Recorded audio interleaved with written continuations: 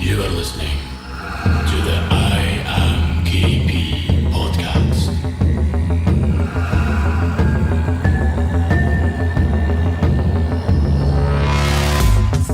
Hello and welcome to another episode of the IAMKayPee podcast, and today's guest is Mr. Jason Auld. Auld or Auld? Auld. Okay. I expected more from you being a Scotsman. All the English folk call me Old. You just want to and other bring people, that over this way. Sorry. Other people really struggle, you know. I was going to say, it must be a Scottish last name. Yeah, it is. Is that an I always Auld? just say like Auld Lang Syne.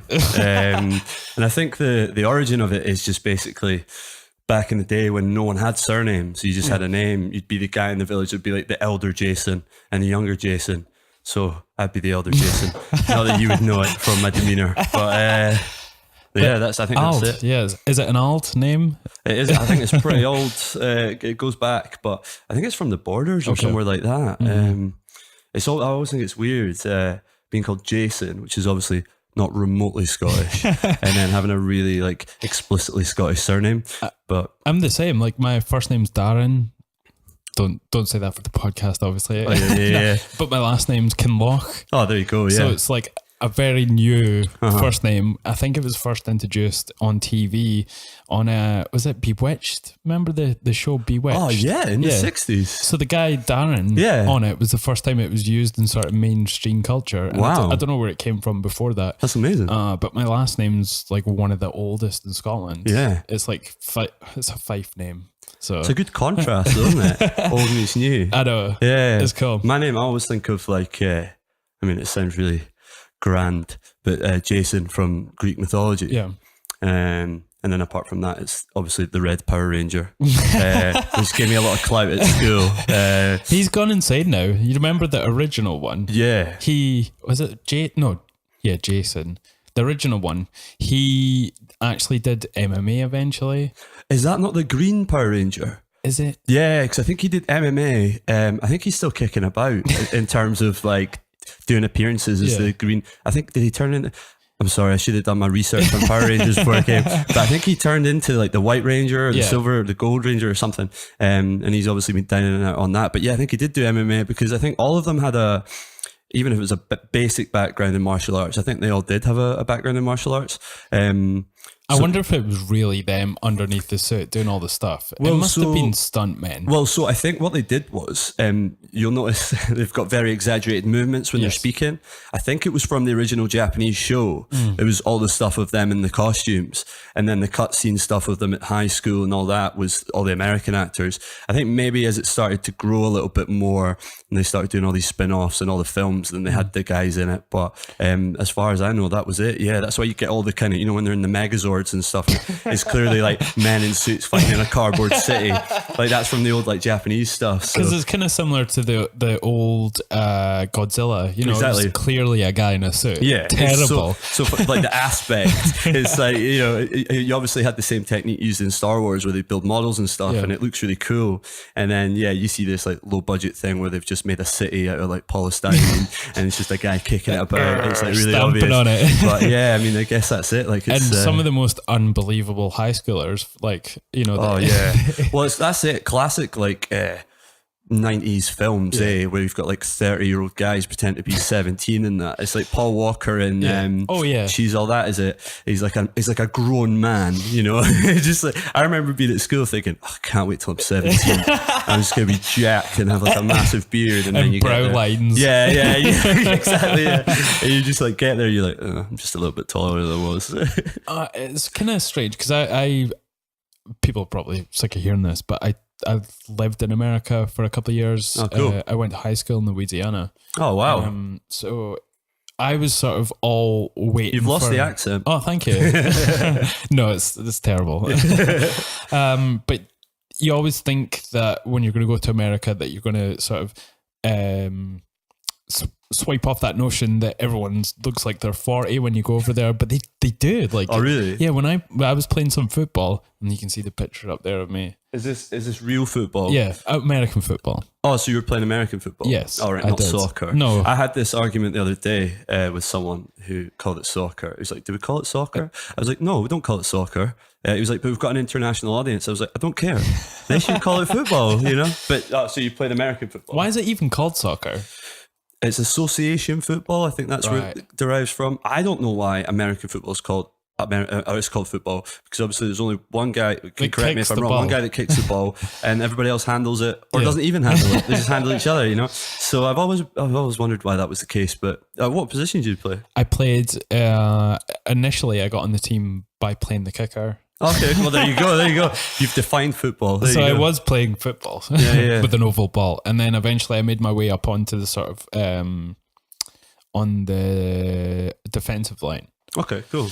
Which was just unusual because I was really sort of not that big, but just because I was quick. Yeah, and everyone else was like 400 pounds and moved like stupidly slow. So I was able to like dodge and weave and get behind the line. But if I had went to college, I would have got smashed. Yeah, it's the same. Like I played rugby at school, and I think I played at quite a young age, like between about 14 and 16.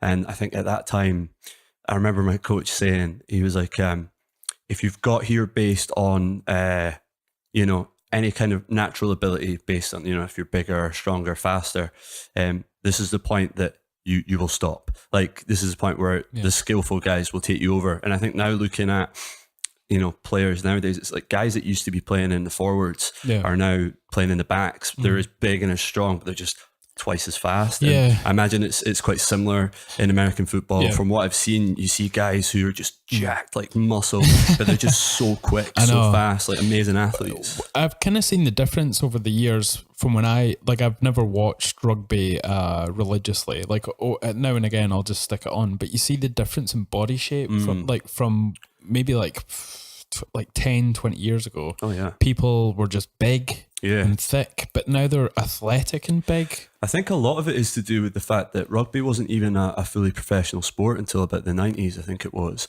And so you were getting guys who were just like normal dudes, you know. I think even Gavin Hastings had another job.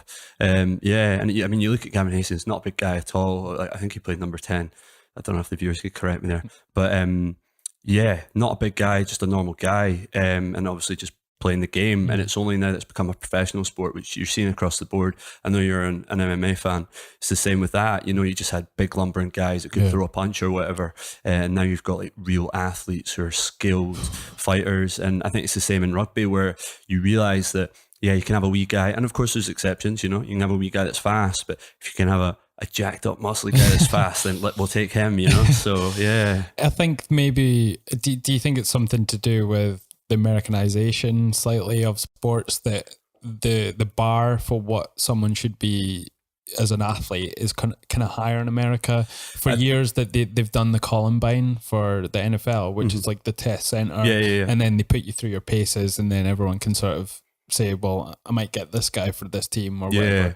And I think maybe, do you think that's bleeding in over here? Quite possibly. I do know in basketball, for example, they talk a lot about LeBron James, and obviously he's an outlier, but they talk about him being an athlete. Like if he'd taken up any sport, he would have been awesome at it. Yeah. And I think now it's looking at, rather than just being really skilled or technical at something, you've also got to be strong, fast. I think there's also a culture of, I remember like when I was growing up and I was trying to, take my athleticism quite seriously, you'd start looking at like, that was when like supplementation started to become a little bit more mainstream, and you're looking at things like doing ice baths and stuff like that. It's starting to come through. It's not something that just niche athletes were doing, or even the top ones. It was something that was being brought out across the board. You even look at like football, as in soccer, as in UK football, and you see how seriously they're starting to take being athletes as opposed to just being, I think you can see guys in the early 90s who are drinking and smoking. Yeah. You certainly see that in the 70s and 80s, and now they're starting to be like, well, actually, no, we're athletes. Yeah. I think it's really helping. It's not only just peaking out. It's not just, people reaching their athletic peak, but it's actually bringing longevity to sport, where it's something that I talk about a lot. you know, I remember when I was a kid, athletes would retire at like 32 or something, you know, and I remember growing up thinking, you know, that's it, that's the top end of your athletic career. Whereas now you're starting to see guys, and obviously, you know, there's a lot of question marks as to how that's happening.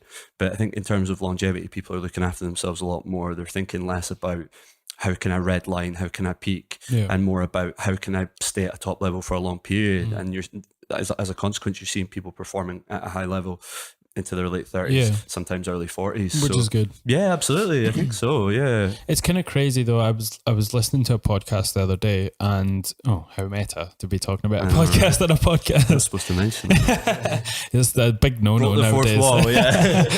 And they were talking about just the sort of number of years you get as a pro in any sort of sport. And I think they singled out basketball and American football, and I think at the sort of the heavy hitting positions, it's like 3 to 4 years. NFL's crazy though, isn't it? Which is insane. They talk about guys going in and making their money, so they make obviously huge amounts of money at the top level. But what they're thinking about is because they know they can't sustain it for a long period, and that's why I think like people need to be. I don't want to sound like I'm siding with the multimillionaires of the world, but people need to understand why. Maybe that's why certain athletes don't have a loyalty to a team. Is because they're thinking more about how can I make as much money as possible in a short period. But it is crazy, you know. You're talking 2-3 years. Some people, and they've dedicated their whole life to this sport. Exactly. To have like 2 or 3 years, 4 years at a max for some positions. Especially the big one in NFL and American football is the running back. Like they just have such a short career because everyone's aiming for their knees. Can only imagine. Yeah, you see you hear like guys get a bad knee injury and they're done. And obviously you see them starting to go into... Sorry, we have a dog in the background barking. You probably won't hear it because I'll compress the shit out of this. But I hope so, yeah. We're not easily distracted here. Dogs can try and chip in and steal our thunder, but we'll be all right. I see a squirrel and I'm like, oh. Yeah. I thought I saw one. Yeah. No, it's crazy. Like you see them get a bad knee injury and then they're done. And I think a lot of it is to do with how much money is involved in the sport because they don't want to take a risk with guys that might be, you know, getting repeatedly injured. You see it in, again, MMA, you see it in football in the UK. Guys will come on and you can tell that they get labelled injury prone as well, you know, like, and I think a lot of it is to do with just the intensity of the training as well. So obviously in NFL in particular, I'm not so sure about NBA, but guys get a bad injury and they're kind of written off almost, you know, because you need to practice. Like it goes from week to week. And even if that's how a lot of people were coming out with severe concussions in the NFL because they were just like going against the doctors and then getting played maybe the next game, the next week, which is terrible. It's awful. Like the stuff that's coming out now about like CTE and stuff, and But where do you think it stops? Like where with CTE, like you could pretty much do anything, and you're going to sort of. I think there was a doctor I was listening to one time, and he was talking about how even just like wakeboarding, like the vibrations can rattle your brain. And then you get some form of CTE. You might not, but there is that sort of... Well, I think another big one as well is, I mean, it's obviously more prevalent in some sports where there's more contact, but I've even heard things about in football, again, heading the ball, like the amount of force that creates and how some guys can get concussions with that. I remember it might have been in the World Cup a few years ago, a guy got knocked out, he stood up and they were just like, that's fine. And you could clearly see he had no idea where he was, and it took them a few minutes to take him off. Whereas I think in full contact sports, they'd be well aware of that. Even a slight knock to the head, you know, they take you off and they at least assess you, you know. I'm a big fan of pro wrestling to get it in early, but you're not the only guest that's been a fan. Oh, brilliant! Fantastic. I was myself. Yeah. But a big thing in that has been head injuries, and how people used to just kind of take as many painkillers as they could for certain injuries and other things, and they would they just lie at the doctors, they just lie at people, and they would have serious injuries. And I think a lot of it is not just them, again, talking about their livelihood, them wanting to make money, them wanting to go on, them not wanting to sacrifice the position that they are in their career, but also just a lack of education. Like I remember being a kid and people getting concussions, and you just kind of, you didn't know how serious it was. You kind of just thought it was, oh, that guy's a bit kind of dazed, you know. I remember when I was a kid, I think I fell over playing football, banged my head. I was out for maybe like 3-4 seconds. You just kind of, all of a sudden someone's there, and I was like, it's only now that I think back, I was probably like, every morning I would wake up, I'd be dizzy, I'd have a sore head, and you just kind of think, it'll go away. And I think especially when you're younger, you just think that you regenerate, But Wolverine. yeah, exactly. I've always thought of myself like that. But so I think now there's a lot more. There's a lot more education out there. There's a lot more awareness out there. But as you say, like a big thing for me is I always say like life's a full contact sport. You can't wrap people up in cotton wool, and you can't plan for the eventuality that the worst thing's going to happen. You kind of just have to embrace it and deal with it as it happens. You obviously want to minimize risk. The world that I've been in extreme sports for majority of my career, people always say to you like, oh, it must be so dangerous. And what they don't realize is that your training is designed towards minimizing that risk. So if someone who has absolutely zero training did that thing, yes, the risk level goes through the roof. But because you've been training for it, because you're skilled, the danger is totally minimized. It would be like putting a kid behind the wheel of a car. Like obviously that's incredibly dangerous. And our everyday lives, we don't think about like how many people get killed or injured in road traffic accidents. But that's life, innit? You just kind of got to take the rough with the smooth. You don't get any of the kind of, there's that expression, like you don't get the views if you don't climb the mountain type thing. So it's like you say though, it's education. That's the big one. With a lot of athletes in America, it's education about their health and how to sort of minimize these terrible things that can happen to them, and what to do with their money as well. Like, because we've all seen like documentaries about athletes who are broke after maybe 2 or 3 years after they've made it, and it's terrible to see because they don't know how to manage these things. They don't have an education on how to maintain it and invest it. Yeah, I mean, I'm a big boxing fan, and I mean, that's the perfect example. You look at a guy like, the only thing that saved George Foreman from bankruptcy was those bloody grills. I'm telling you, like, that's how he made his money. And a perfect example, Joe Frazier. Like, Joe Frazier was still working in a gym when he died. He was living above that gym, and he was one of the greatest heavyweight boxers of all time. And it was just because either people took advantage of them and took their money, or they had no understanding of how to spend it, because obviously they come from an economic background where they had no money, they had no one there telling them how to spend their money, how to save their money. And also, I guess they're probably in a position where they've never seen that much money before in their life. And so, I mean, I would be excited. Like, I'm so glad, like, I'm not a Justin Bieber apologist, don't worry. But sometimes I think if I had been, 17, 18, had all that money, all that fame, all those women, I would have gone mental as well. I'd probably be dead. Like, do you know what I mean? He's done pretty well for having what he's had. He's calmed down. And I think that's it. Well, he's found Jesus. So. Well, that always helps. But I think the only reason I'm still alive is because I've just been broke the whole time, So you have to keep going. Not got enough money for a speedboat, It is about sort of educating people on how to maintain that lifestyle. And like you say, they've never seen that amount of money before, so they would probably just think it's endless. Exactly. Like if they can manage on maybe like $400 a month at some points in their life. Then if you've got $1 million, like that is an infinite amount of zeros to someone who's grew up with pretty much nothing. Absolutely. Yeah. And I guess you think to yourself, as you say, like, if you're living off 400, 500 quid and you get $1 million, you're like, wow, that's me set for life. And it's only when you start kind of, living a lavish lifestyle and you start seeing where the outgoings are, you start buying these expensive houses or eating out every single night at a fancy restaurant. I know if I was 17, I would buy a Lamborghini. Do you know what I mean? If I could have afforded it. And then you realize what a terrible, terrible investment that would be, Terrible on petrol. Yeah, exactly. Can't have any passenger. Yeah, exactly. And I've heard stuff about, I'm not a big car guy, but I've heard stuff about like after like 8,000 miles, a Lamborghini's done. What?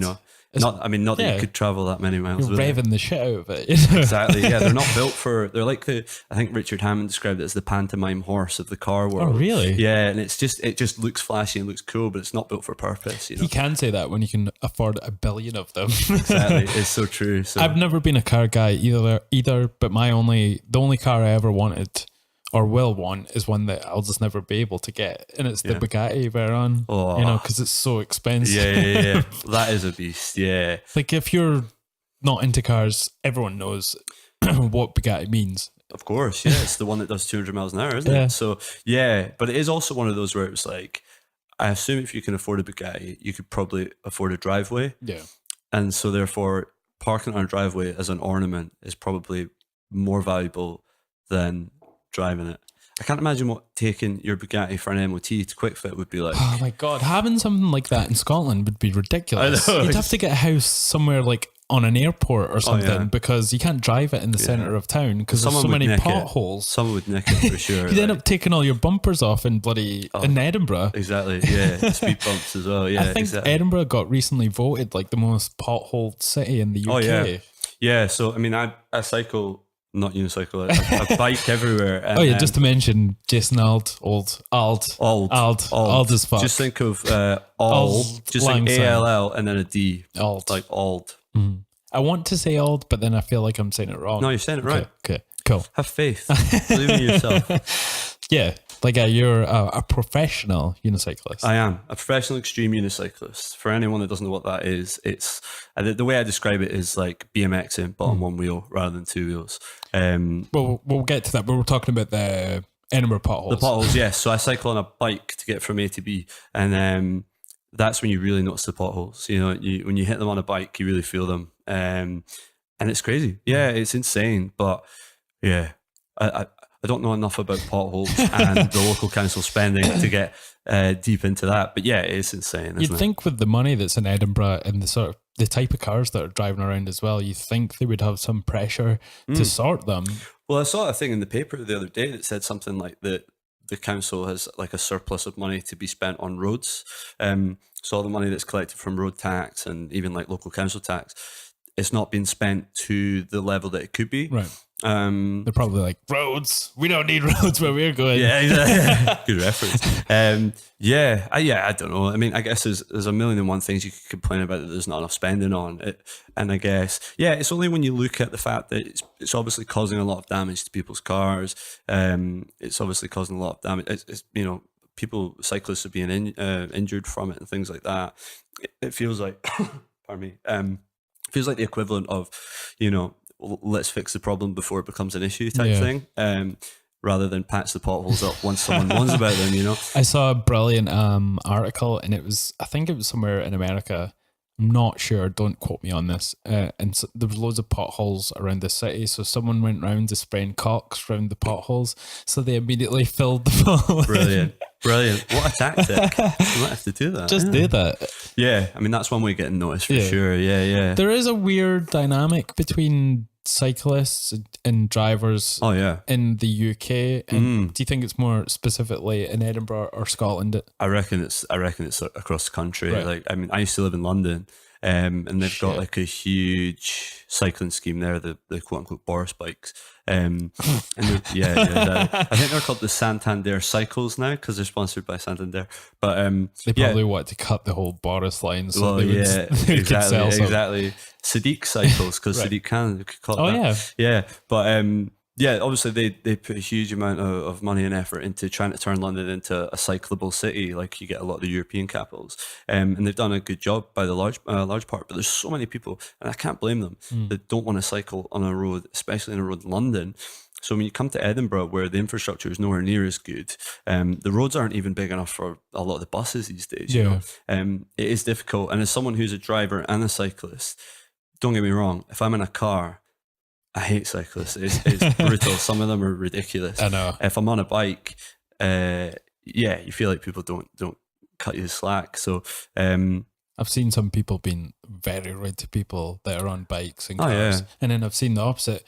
There's a guy, I've seen some of his YouTube videos, but he just takes GoPro videos around Edinburgh, and he's trying to bait drivers. Then he's like, this is going on YouTube, mate, and all this. And it's and some people as well, like, so I'm always the kind of person where I will, like, for example, I cycle up Abbey Hill to get to Primal Gym in Leith, and sometimes if there's a big queue of traffic, I'm not going to hold it up. I'll jump off and I'll push the bike up the hill.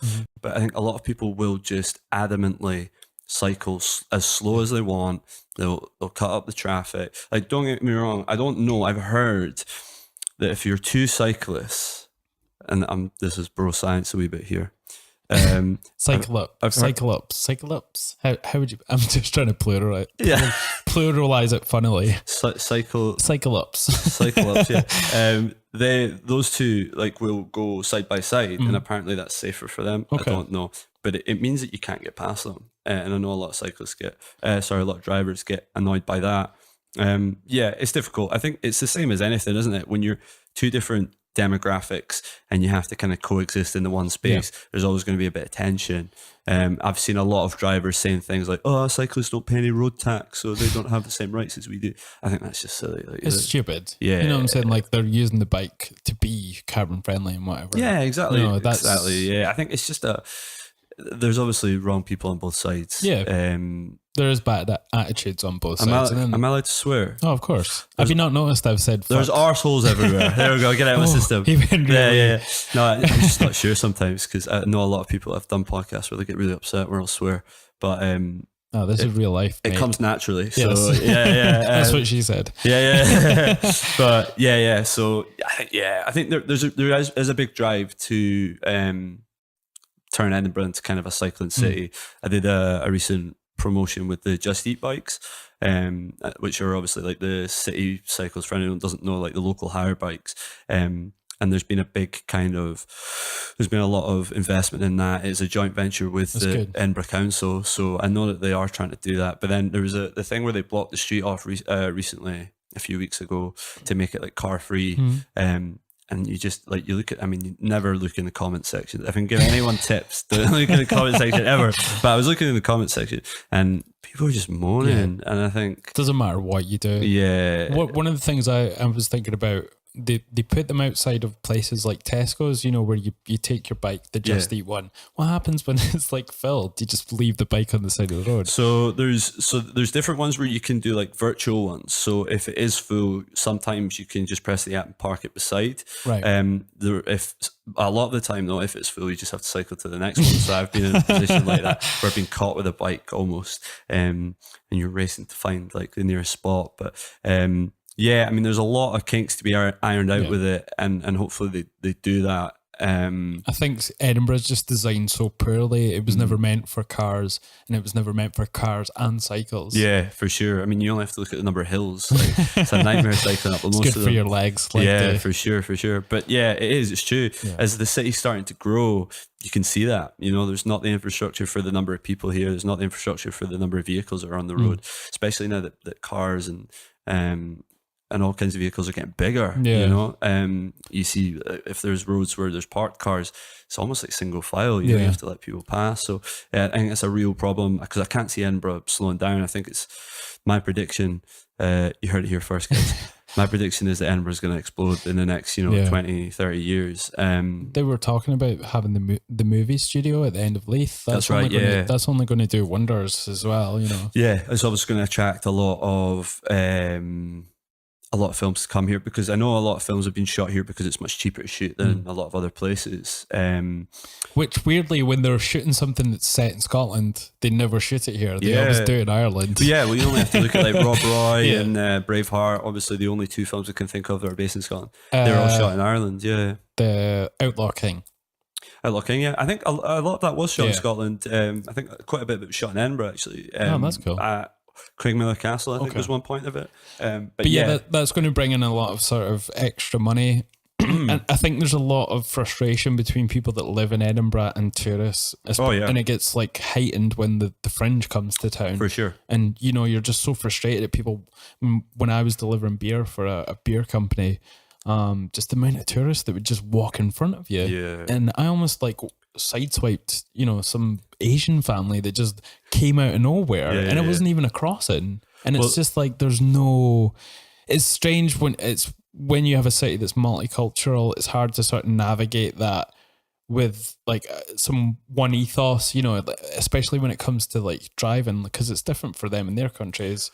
A big one for that is, or even from city to city here, it's different. How people. Yeah, well, that's one of my main beefs, to be honest, is this idea of like the transient population. And a big thing that's happening at the moment is this talk of how Edinburgh's turning into like one of these major cities like New York or London, where it's starting to feel like the city is more geared towards people who visit and not people who live here. And that includes, for me, I live in South Side, so almost what my grandfather used to call the student ghettos. But it's basically student accommodation, and what I mean by that is purpose-built student accommodation, but also just HMO flats that have been bought by letting agencies, and they just kind of crowbar as many students as they can into one place. So that, and then obviously now the Airbnb issue, which is just everybody that's got a bit of money buys a flat. They stick one of these kind of key safes outside, and it's just a flat for hire, which is a real issue because, look, I use Airbnb all the time if I travel, and I think it's fantastic. It's an affordable way for normal everyday people to get accommodation, but it's a great way for people to make a little bit of money. But as soon as you become an absentee landlord and you've got no control over who your tenants are, everybody around you starts to suffer. And I always say, even with the student population, how can you expect people to care about the neighborhood and the surrounding area when they only live there for 8 months, you know? And I think that's starting to now become a real issue across the whole city. And as you say, it's emphasized during the fringe, because I heard a statistic that I thought was exaggeration, where they used to say the population of Edinburgh doubled during the fringe, which for anyone that doesn't know, it would be about 1 million people in a city that's generally geared towards 500,000. But I saw a recent revised statistic that says it's more like 3 or 4 times. What? Yeah. Holy which might not shit. be all of those people at once, but in the month of August, you've got something like 2 million people coming through the city.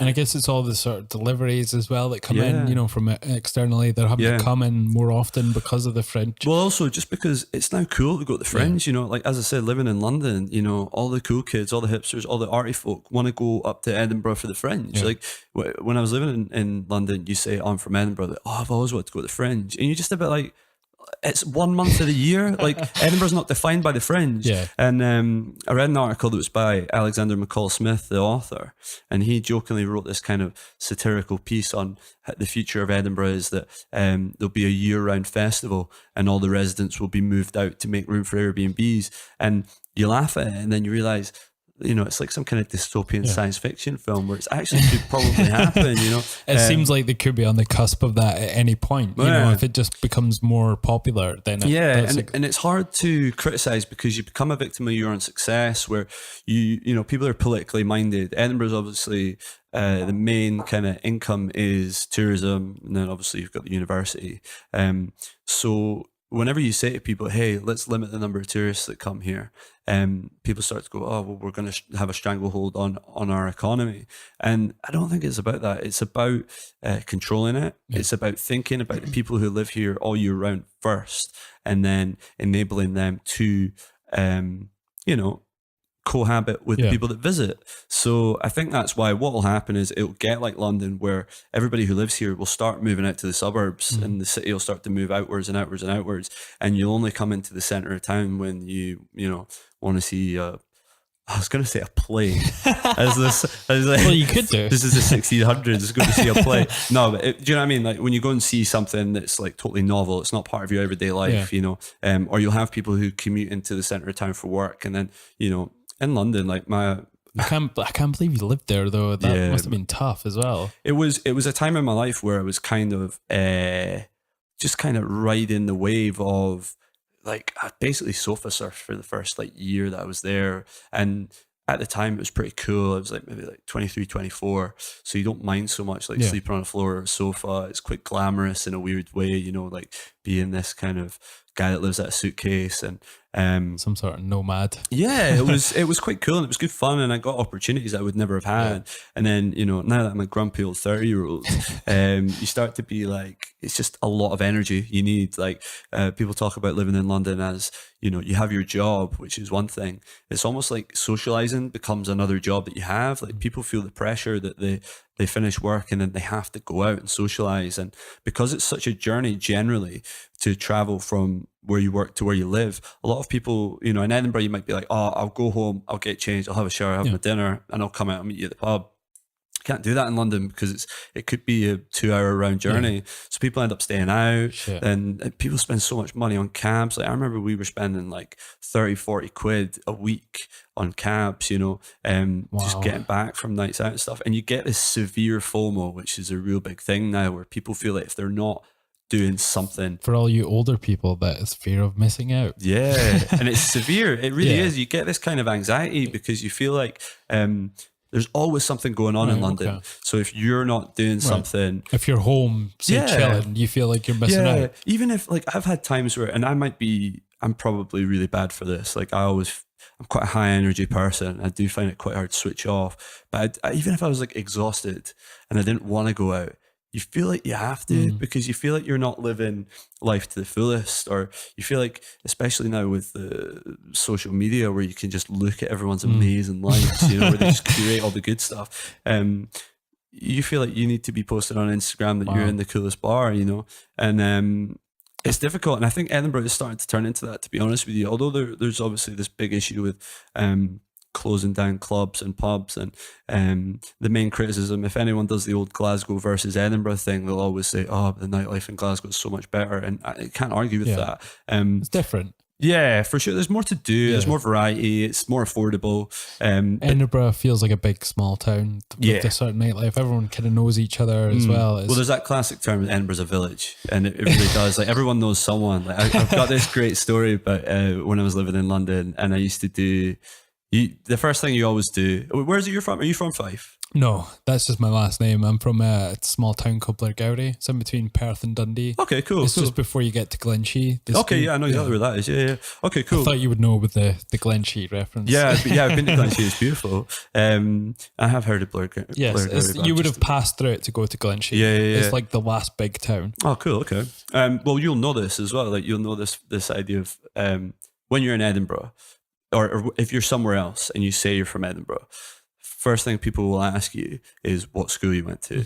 So they're trying to like figure out if you know someone, basically.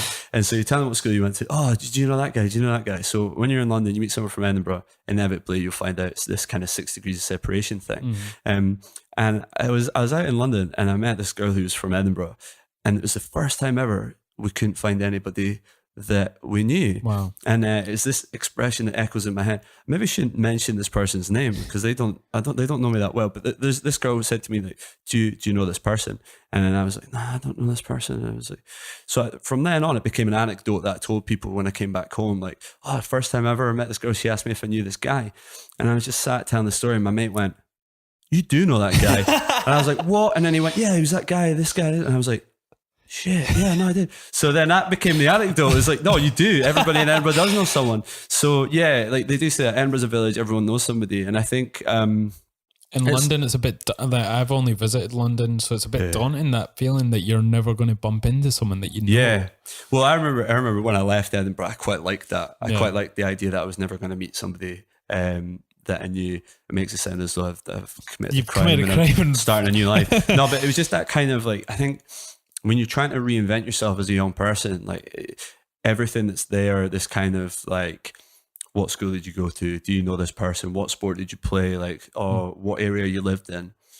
It's quite nice to shed that. And when you're in your early 20s, trying to define yourself by what you now do as opposed to what you used to, having that kind of blank slate is quite nice. But yeah, they don't have that in London because obviously there's a population of 8 million, which is more than the population of this country. Yeah. That's insane. Yeah. It's and like even 40 square kilometers, is it? Or miles? Is it? Yeah, I'm not sure, like but it is huge. Like I remember me and my missus, we went to someone's birthday party and it took us an hour and a half to travel by bus and then tube. And I said to her, I was like, if we were in Edinburgh and we traveled an hour and a half, we'd be in Newcastle, you know? And it's crazy for them. Like they just get used to it. Yeah. And it really is like a beast, you know? I remember I was in Glenrothes, of all places, shout out Glenrothes, Rock City. And fight for life. Yeah, exactly. And then I said to someone, I was like, do you think people here look at like Edinburgh and Glasgow the same way that most people look at London? You know, like a lot of the criticisms of London is it's just too busy, it's just overwhelming, it's too expensive. And you can see why if you live in a smaller town in Scotland, you might look at Edinburgh and Glasgow in the same way as, oh, it's just too much, it's too overwhelming, I don't want to like travel, I don't want to get on public transport all the time, I don't want to have to do X, Y, and Z. And it's just funny how context is king, you know, like just depends on who you are, where you are, and what you've been brought up with. Like, did you experience any of that? Like, I guess you moved to Louisiana, it'd be a big deal for you, you know, going from... It's completely different worlds. Yeah. What would you say is like the positives that you took from staying in a place like London? Well, it really is like the center of the universe, and you do feel like that. The flip side of that FOMO thing is that when you are out there, you feel like no matter what you're doing something that is almost worth talking about, or is an experience. You know, like you would just go on a random night out, and it felt like it was something you could probably reminisce about forever. Whereas like going out in Edinburgh is just kind of like, oh, we went to the pub, we had a laugh, like, or we went to this club, we had a laugh. Like it's probably similar to, you know, when you're growing up and you start going out for the first time drinking and doing random things and sort of finding out who your friends are and how you get on with it. It's all those first experiences. Yeah. So it's kind of maybe similar. You're in London and there's always that opportunity to have a random night, you know, where you're never going to repeat it. Yeah. It's also just meeting people as well. And a lot of the time you'll inevitably, being in London, you'll meet people who aren't from London, and you'll meet people who are in London for a reason. So you'll meet them and you'll speak to them and you'll find out their story. Like I really like meeting new people and talking to new people. I find it really, really interesting finding out people's stories, you know.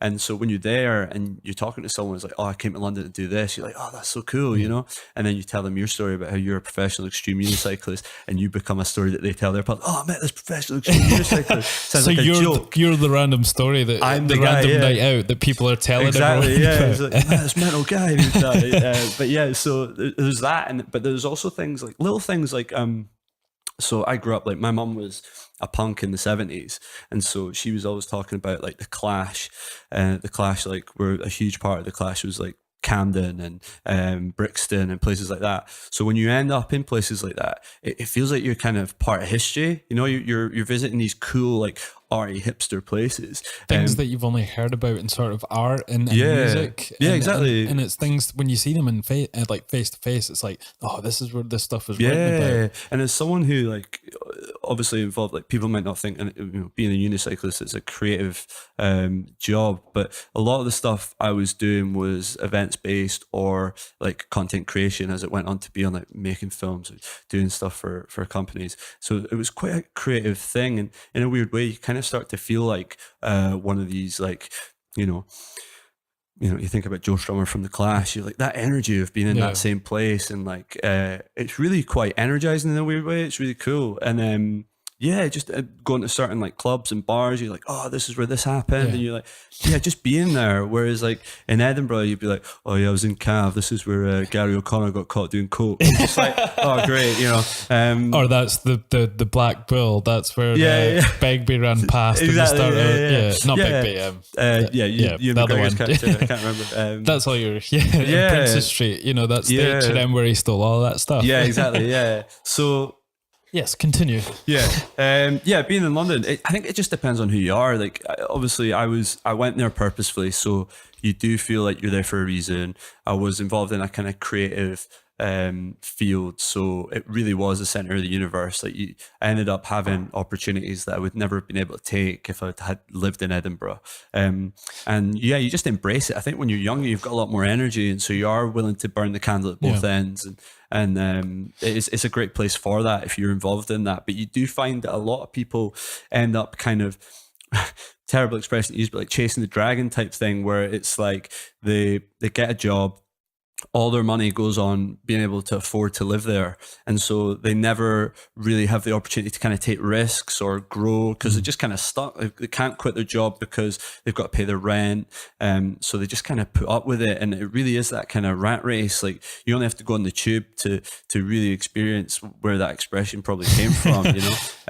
I mean, I get annoyed when I was in Dundee and I was in the sort of shopping centre, and I'm like, this is a bloody rat race. I can't even imagine what it's like in a place like that. I mean, I went to London on Friday, literally for 24 hours. I had to go and get a visa for the US, and it just, there's this weird phenomenon that people talk about, and you realize it when you've not been there for a while. Even if you're not in a hurry, you end up rushing everywhere, and I think that kind of heightened sense of stress and tension, it really does flood over into how people interact with each other. It took me going to London. Like, everybody will tell you that everyone in Edinburgh is really friendly, apart from Glaswegians who will tell you that Glasgow is much friendlier. And I always kind of bought into that. During the day, maybe. Well, yeah, exactly. It all comes out at night. There's that classic Kevin Bridges line, isn't there? It's like the same year that pardon me, the same year that Glasgow was voted the friendliest city in Europe, it was also the murder capital of Europe. Yeah, and it's like, so you'll get knifed, but you'll get directions to the hospital. And I think that epitomises Glasgow perfectly. He's hilarious. Sorry, Glaswegians, but I pick on them. I love both because I have a lot of family in Glasgow, and I'd never really thought of living in Edinburgh. But when I came here, you know, I love staying here. No, it's great. But I also, there's a place in my heart for Glasgow as well. I think it's good that you're not from either place, because I think you can probably enjoy both aspects. I think if you're from one or the other, you generally tend to compare them. So if you are Glaswegian, you'll look at everything in Edinburgh that Glasgow has that Edinburgh doesn't, and you'll do vice versa as well. So I think that's maybe part of the problem. That's where that kind of rivalry comes from. But I mean, I would encourage anybody London really is it's a dog eat dog place, and so you have to be prepared for that. But it really is, depending on what industry you're part of, if you are involved in a creative industry, or if you're involved like events or marketing or anything like that, it's exciting. And if you're confident, if you can double down and you think you can be successful there, then it's a good experience. I think it's always good to just have an exit strategy, you know, maybe not live there forever unless that's what you want. I think a lot of people do that. They go there and spend like 10 years there trying to achieve what they want to achieve, and then sort of relocate and sort of work, you know, sort of remotely. You know, they end up getting to a point in any of their jobs that they can sort of work from home sometimes, you know. Well, my father-in-law is like, the big joke is that they'll say like he never goes into zone 1.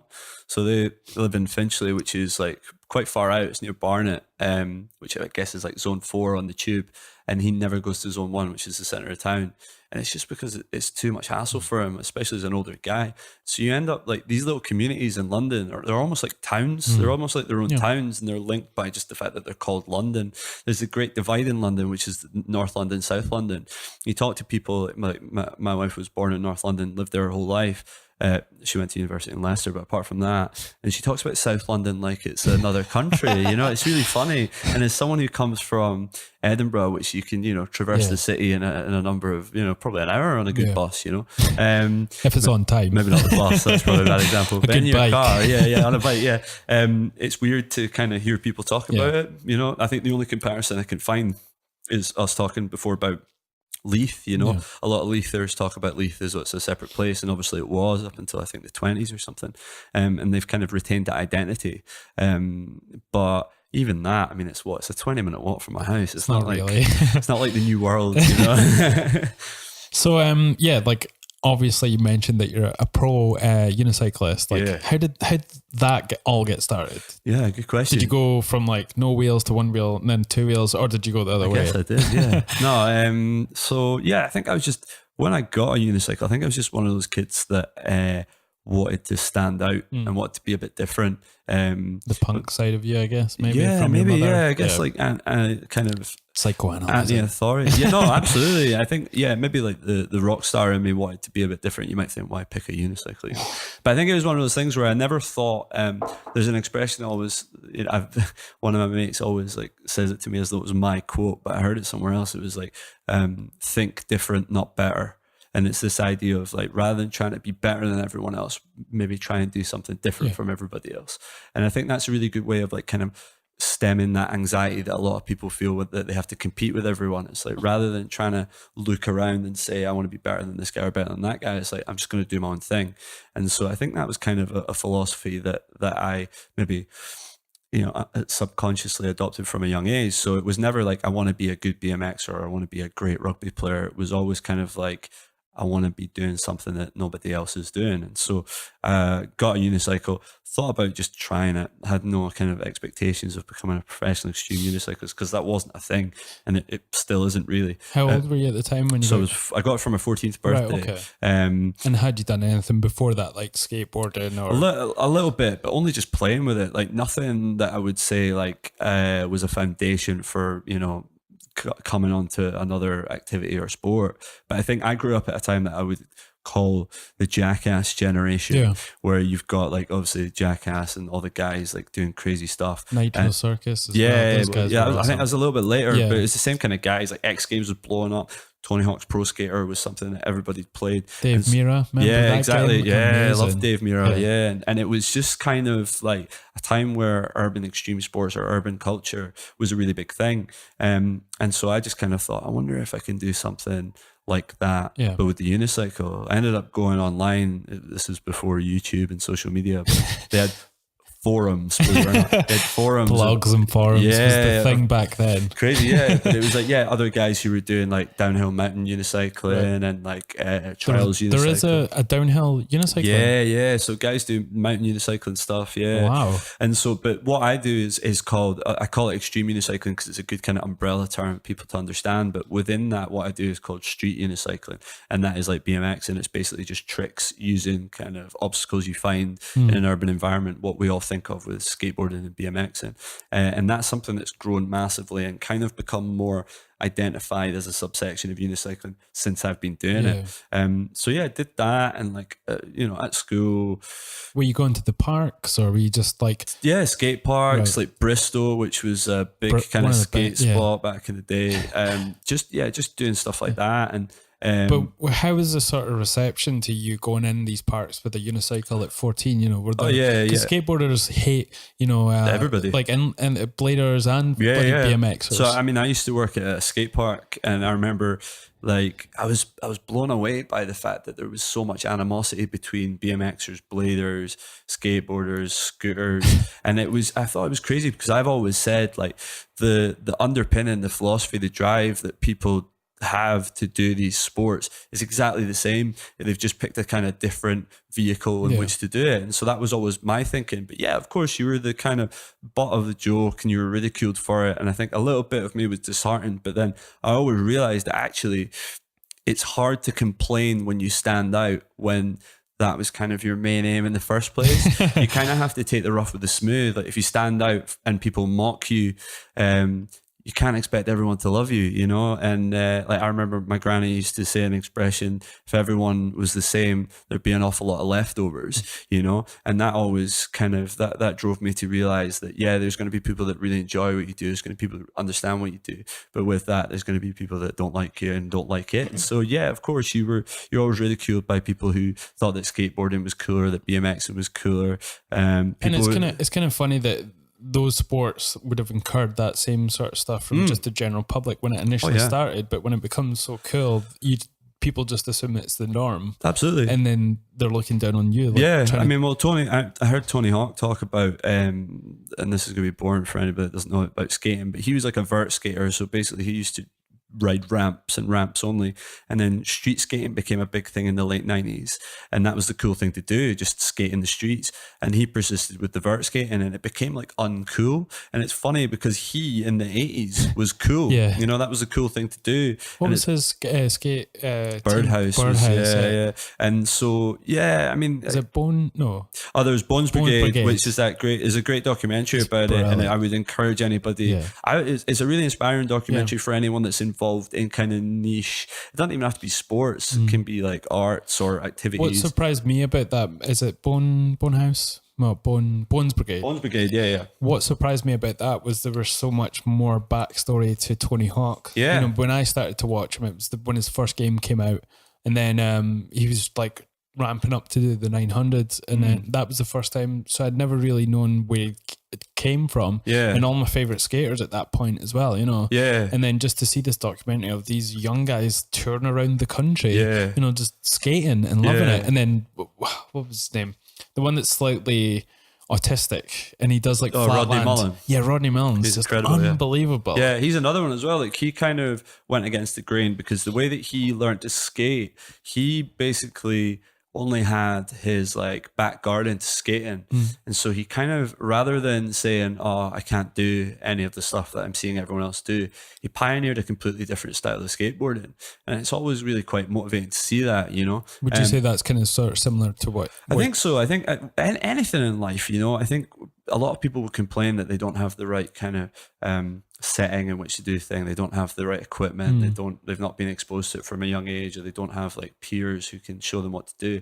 And I think all of these are valuable excuses, but at the end of the day, you can say, I'm a product of my environment, and okay, I can't do any of this stuff. Oh well. Or you can go, right, I don't have any of this stuff. I'm going to have to find a way around it, and I'm going to have to do something with what I've got in front of me. And I think that's not just the same in urban sports, but it could be the same in music. It could be the same in art. It could be the same in business. I always, necessity is the mother of invention. So it's only when you have these situations to overcome that you create something different.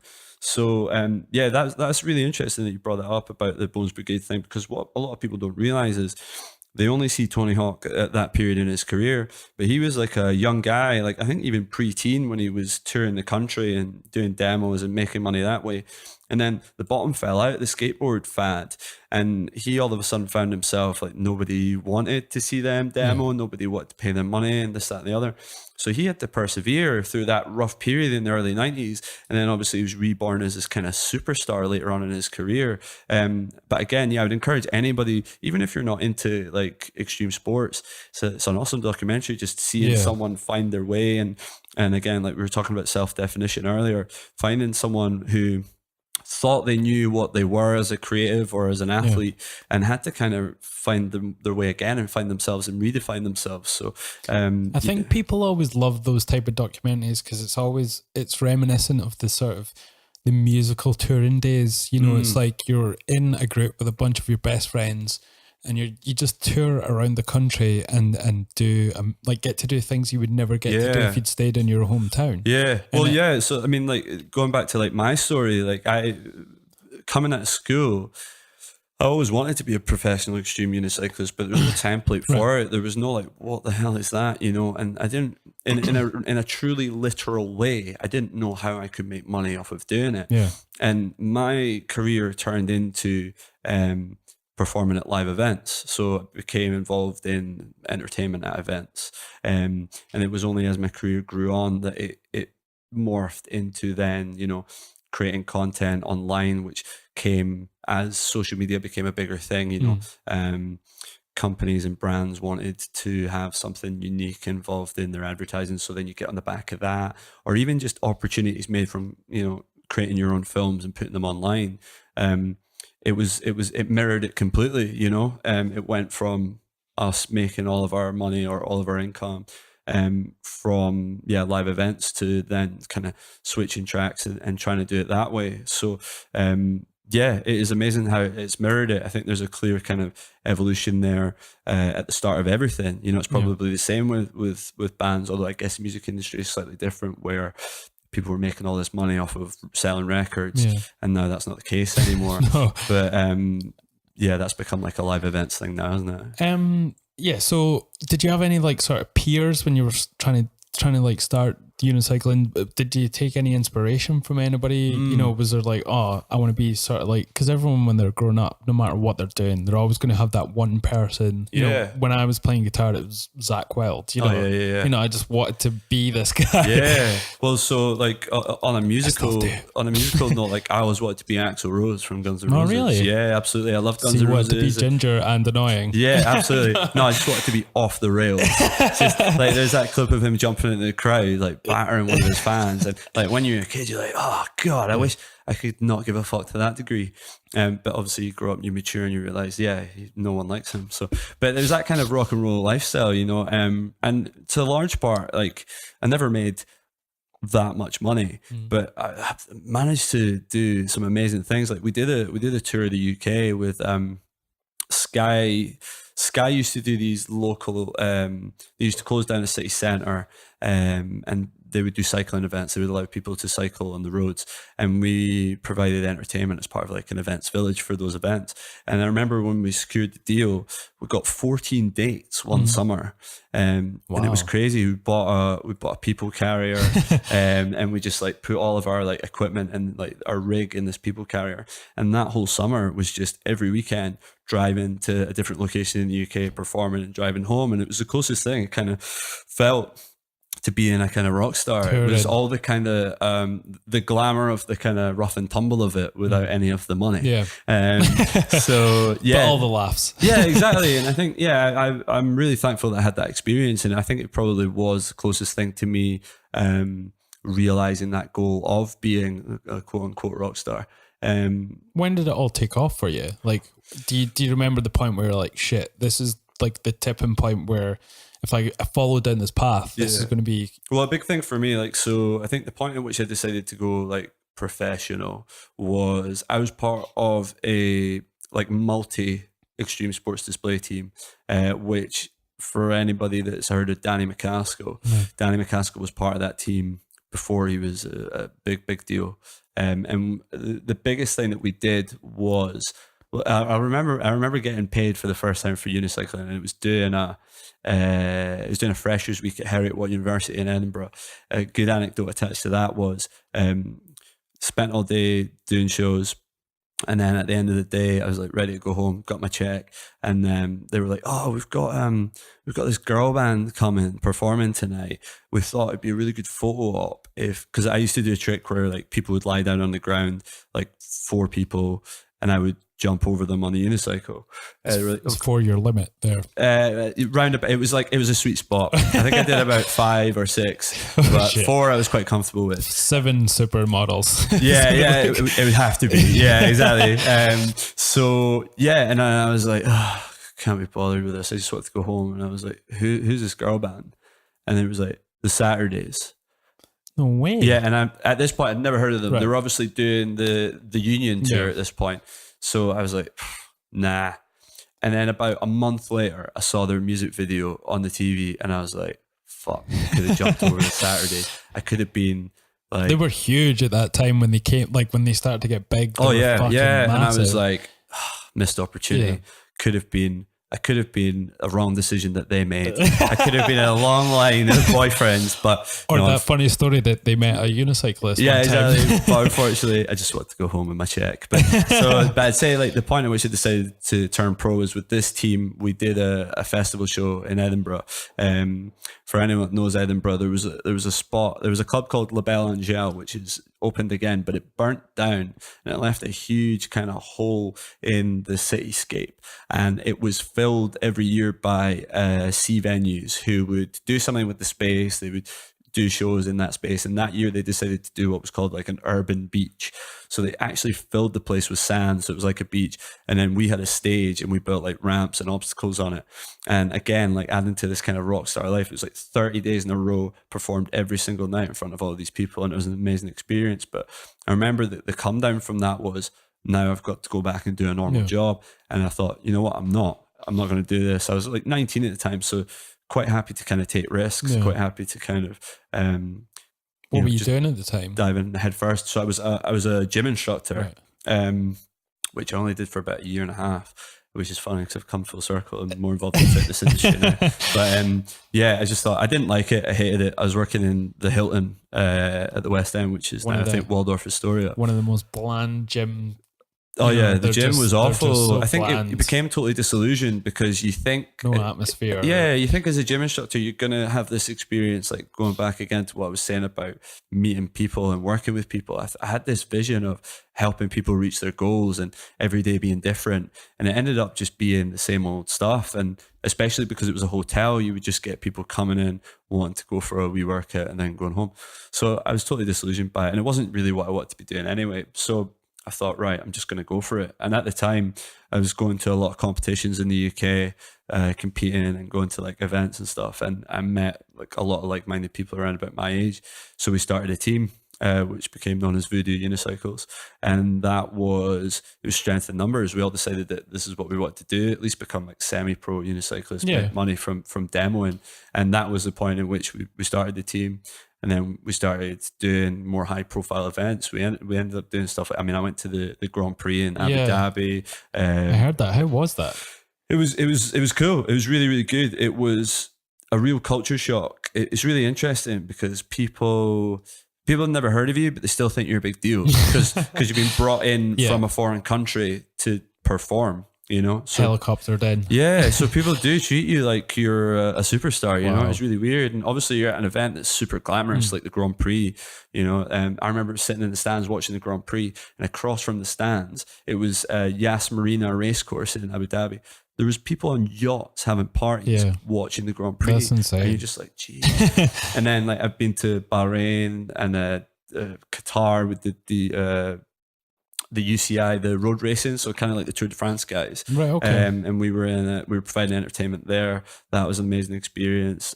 Performed at the Olympic Village in London for the Paralympic athletes. Wow. Another amazing, That's amazing. Opportunity. And yeah. So when you're doing these sort of things, have you got like a set thing that you'll take to them, like in terms of what you're going to do, or do you just sort of make it up as you're going along on what's there and available? Well, it was part of the reason I fell out of love with it was because it became quite formulaic. So we had a show and we ended up just doing the show most of the time. We built what we called a rig, which was basically like a series of platforms. We had like 2 1-foot platforms, a 3-foot platform, and a 6-foot platform. And we were all kind of very different in terms of our style of riding, but we got to know each other. I think it's kind of, I guess, like a band where you kind of could freestyle with someone and riff with them because you knew what they would do, and you play off the audience and stuff. It was very, very similar. But yeah, I loved it. It was awesome. And it was an opportunity, you know, to be performing in front of a live audience, you know, is something that people talk about. Like, it's a bit of a kind of cliche to say, it's the best drug you could ever do. You can see why, like, a lot of these musicians and stuff, they come off stage and they have to go out and do lines of coke and get drunk, because that come down is incredible. You know, there's nothing more, especially if you're an extrovert or an attention seeker like I am, to be in a place, to be doing what you love, and for people to be clapping and cheering you. It's like overwhelming in some respects. Going back to like that Justin Bieber thing, you know, if you've got all these girls screaming at you, you think that you're God's gift, you know? And so, so that was, we had this rig, that was what we attached to the people carrier when we did the Skyride tour. And towards the end, I did feel like I was like almost like a roadie as well as a performer, because you get there super early in the morning, you have to set all your stuff up. And it was like kind of, I won't say it was backbreaking work, but it was difficult. And then you had to perform as well. That's kind of the non-glamorous side, which I'm sure a lot of people who, if you're a musician or if you're an athlete, people don't necessarily see. You kind of have to pay your dues because you can't afford to pay someone to do it for you. You come out your dressing room and, you know, be like, I've got an Evil Knievel picture on. I saw that. That's amazing. But yeah, like, you know, just turn up and be the band and then go home. It was kind of like you had to be a one-stop shop for your own performance, you know. Because it's quite a unique performance. It's not going to, you can't train anyone else up to be like, all right, we'll build this rig like this and I'm going to do this. So no one's going to really know how you're going to like do your set. Well, not only that though, like our mindset was always, if we can do it ourselves, we can save money. So it was always a case of, if we can stay at someone's house rather than pay for a hotel, we'll do it. If we can get up super early and drive there, we'll do it rather than stay locally. And as I referred to throughout this, when you're a young man, you've got all this energy and you can do it and you can burn the candle at both ends. I remember I went out for someone's birthday in Edinburgh and I was incredibly hungover. In fact, I was probably still drunk. I drove to Middlesbrough. Drove to Newcastle, where one of the guys lived. We went on another night out as a team. We got up at 4 a.m, drove to Middlesbrough, and then did a performance. And so I must have slept about 6 hours in a whole weekend, and then also drove all these hundreds of miles, and then did this performance. And that felt like a rock and roll lifestyle. Now it feels like absolute hell. I would probably have just gone in sick now, you know. But it's your show. It's kind of part and parcel of it. And I think it's probably something that's bled over from, you know, watching Motley Crue or Guns N' Roses, or like, you know, you hear these stories about Slash like playing a guitar and then going behind the amp and then being sick, but he doesn't interrupt like his Dimebag Darrell as well. You know, Pantera, he was constantly hammered and just playing. Yeah, and I think there's something about like when you're a young guy, it's almost part of the lifestyle in a weird way. It becomes like your atmosphere. You know, that like you just adapt to it through osmosis. You know, you're just constantly wrecked. Totally. You don't know what is good and what feels bad. Exactly, yeah. And I think also, again, we're going full circle on a lot of these topics. It's that FOMO as well. Like you're like, oh my God, I'm getting paid to be an extreme unicyclist. So I need to be partying at night and then working in the day to take full advantage of it, because you never know when it's going to stop, type thing. Did you get put up in a hotel when you were in, is it Abu Dhabi? Yeah, so it must have been pretty plush. It was pretty nice. Like even what they regard as a 3 or 4 star hotel was still super, super nice, you know. It's really cool to be in these places where like they'll pay for all your food, they'll put you up. you basically get this opportunity. Like one of the craziest things I ever did was I appeared on a TV show in Lebanon, believe it or not. And they put me up in this beautiful hotel, this coastal hotel. I'm sure a lot of people that don't know what Lebanon's like, you get this idea of it just being this maybe war-torn because for our age country. It used to be that was the image of Lebanon. I mean it's still probably got a lot of troubles, but and in fact the crazy thing was my mate was studying in Syria while I was in Lebanon, and he crossed the border from Syria to Lebanon. We had a Pizza Hut, he went back, and then I did this TV show. And you think about it now, it's like insane, like what you hear in the news. A big thing I got from being in the Middle East was just meeting people who are totally normal young people. Like I remember, like there's two women who sat at this table, and I sat down to eat food. You know, they're covered head to toe, and you can't see anything. But I heard them talking about EDM, like just like talking about dance music, like, and I was just like, geez, I'm in Qatar, I think it was. And they're just like young people like us. And I think like it's really easy to watch the news and think that these people are the other and that their life is completely different from ours. And that's been a major thing for me, like being able to travel and being able to meet people one-to-one. I met a guy there, I'm going to shout him out. He's called Bob, but his name was not Bob, obviously. But he's called Bob. He was an Egyptian guy. Right. And he just took it upon himself that he decided he was just going to give us a lift from our hotel to where we were performing, which saved us a fortune on cabs. And then we met him. I'm still mates with him now. I still talk to him. That's cool. And it was like such a cool experience to just meet these people.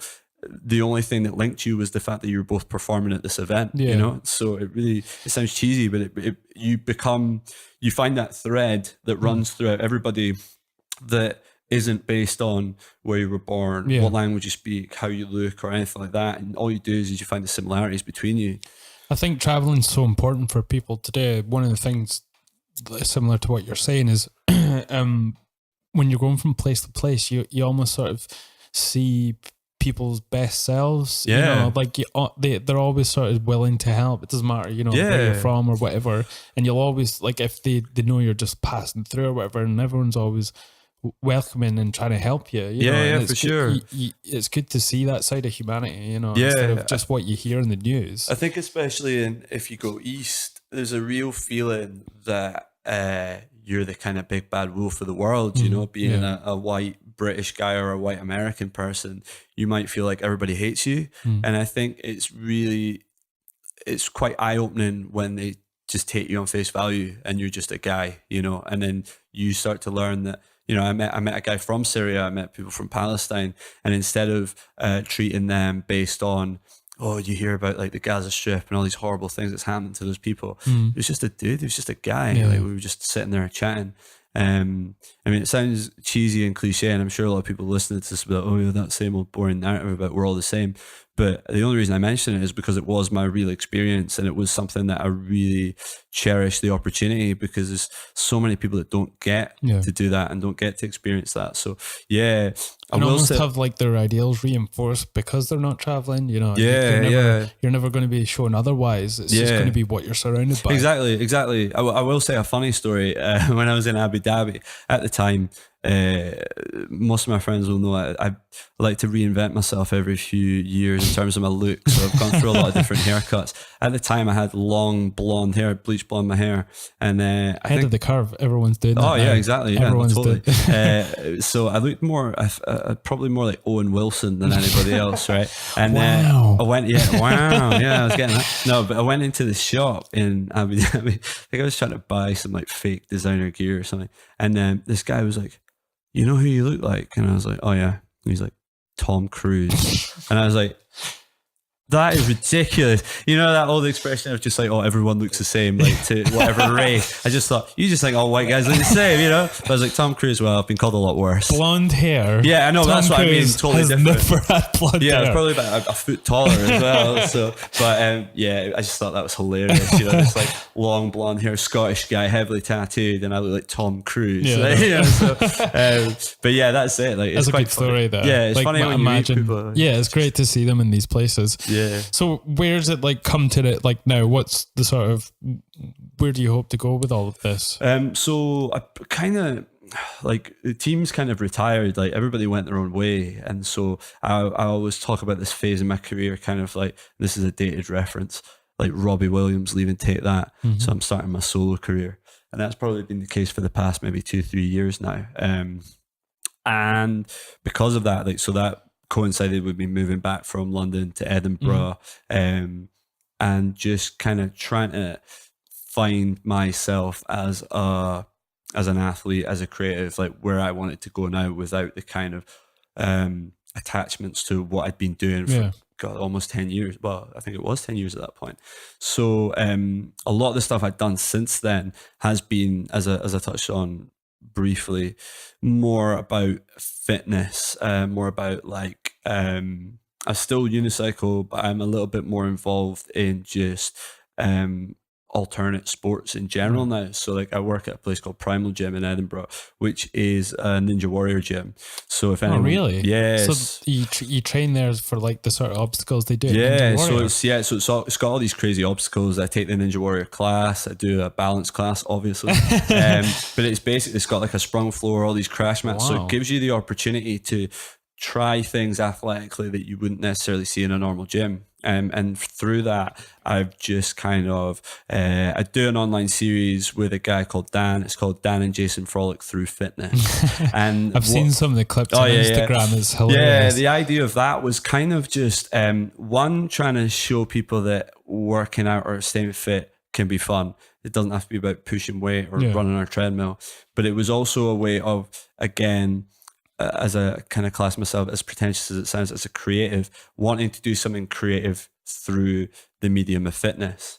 So the series evolved into this idea of like episodic, but each episode would be working out in a place or a situation that you wouldn't normally think of. The best example of that, and probably our most popular episode, was we did a calisthenics, so bodyweight workout on the trams, the Edinburgh trams. Yeah, so it's like something up from India, you know, you see them on top of the trains. Exactly, yeah, or like subways in New York and stuff. You see guys doing it all. But yeah, so we did that. And yeah, so it's just, I've been trying to do that. I do a podcast. I know we're not supposed to mention podcasts on other podcasts. You do a show, an audible show, an audio experience. Yes. What's it called? It's called Just the Fitness Tip. Okay. Yeah, it's with a guy called Michael Ujoa. Shout out Michael. He's a pretty prolific PT in Edinburgh. He does a lot of like social media based stuff. And Dan and I met him because one of our episodes was doing a workout in IKEA. Nice. Yeah, so it was we would go around IKEA. It was based on this thing called Strength Wars. I don't know if anybody's ever seen Strength Wars, but it's these jacked up like Eastern European guys, and they're doing like serious lifts, you know, like overhead pressing, like squatting, like loads of weight. So we were like, let's do a kind of parody of that. And we did so we were doing like these, you had these like set lifts that you had to do, like, you know, find something stupid to do a press up on, find something to do a squat with. So we had like flat pack furniture and all that stuff.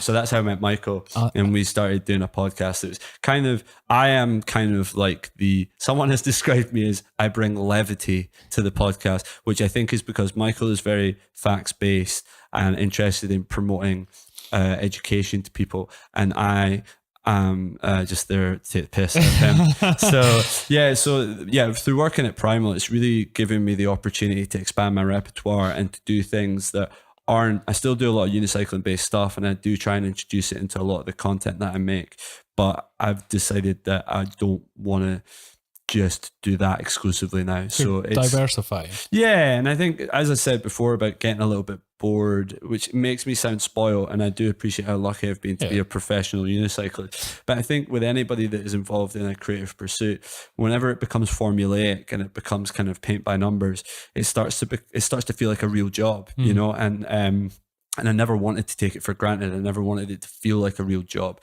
And so having this opportunity now where, again, it's crazy, full circle again. So I do train people in Ninja Warrior, and I do train people through this balance class that I do for like OCR stuff, like obstacle course racing, you know, like Spartan Race and Tough Mudder and stuff. It's really given me the opportunity to be a little bit more creative with my movement, a little bit more creative as an athlete, and creative as someone who creates content, which I have to say, I hate the term content creator because it sounds I know, so pretentious. pretentious, yeah. I'll never say influencer because Oh I my think God, that frustrates me when you see girls on Instagram with like Yeah. 7 layers of makeup, never takes a picture without a filter, you know, some dog filter or Yeah. whatever.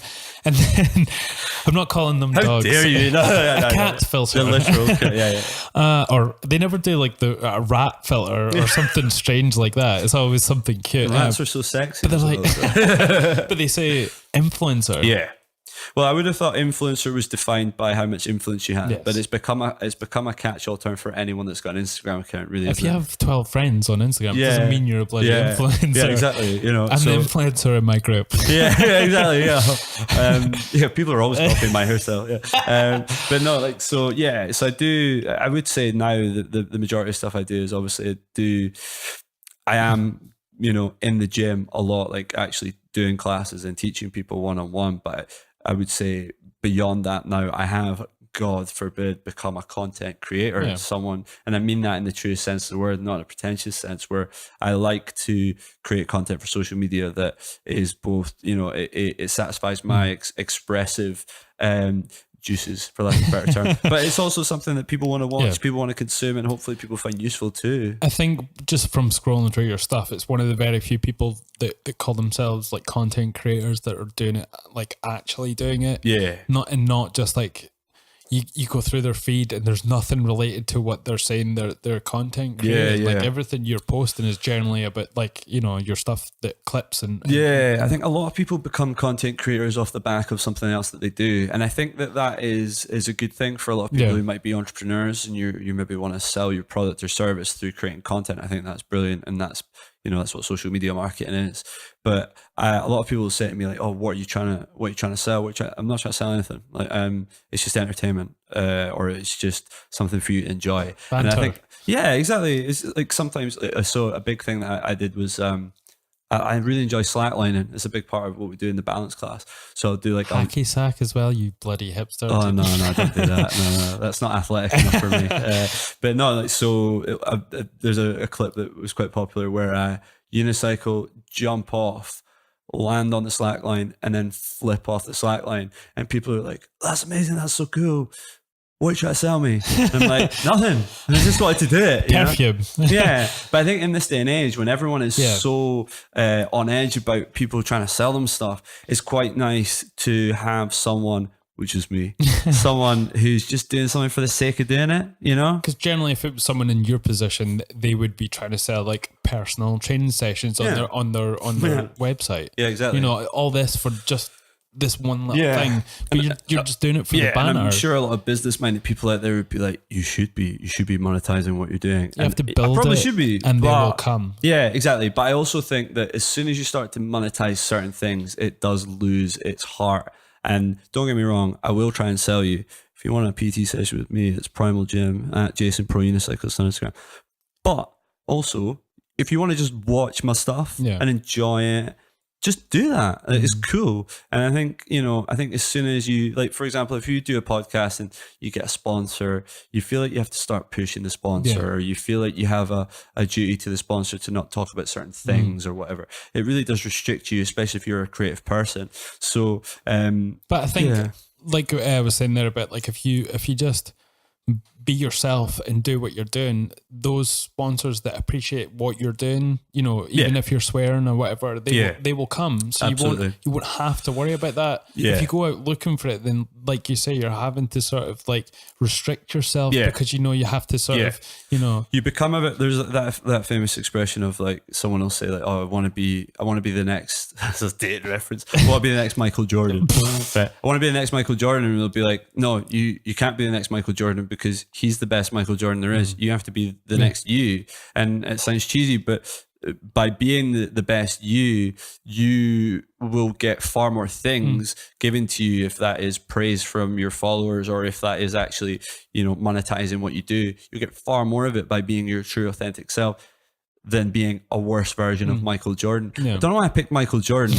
I mean, there's 101 people I could have picked, but I picked Michael Jordan. It's so funny now that these things are all sort of coming together Now, when we were sort of younger, those things were all sort of mutually exclusive, like, you know, business ideals, spirituality. Like, all these things didn't mash together, sort of your sort of morals and content creation and just having a job. You know, all these things were sort of not stuff that you blended, but because of the age of the internet, and we're sort of seeing all these things, and you can cherry pick from them all, and then you can mash them into your own sort of ethos. I think it's because people are far more empowered to turn what they do into a business or turn what they do into their profession because of the tools that we have at hand. And like I always say to people, you know, a lot of my friends were going through a period of time in their life where they weren't quite sure what they wanted to do, where they were qualified to do one job, but they weren't really necessarily wanting to do that job. And they would be like, oh, I'm looking for a job here because I like this. I'm looking for a job there. And I'm like, this is just the way that I look at things. I always say, like, don't look for a job that you think you'll like.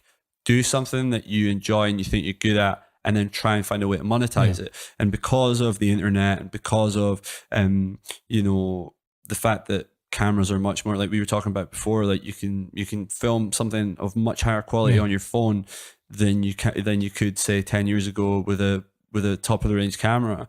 The power really is in people's hands now, and all they need to do is set up a website and sell their product and promote it on their social media, or, you know, play their music and upload it to SoundCloud. I was going to say SoundCloud, but it's outdated. I don't know. You can upload it to Instagram, or if you're a comedian, you can do a shot to your camera. Like Russell Kane is a great example, someone who was on TV, big comedian.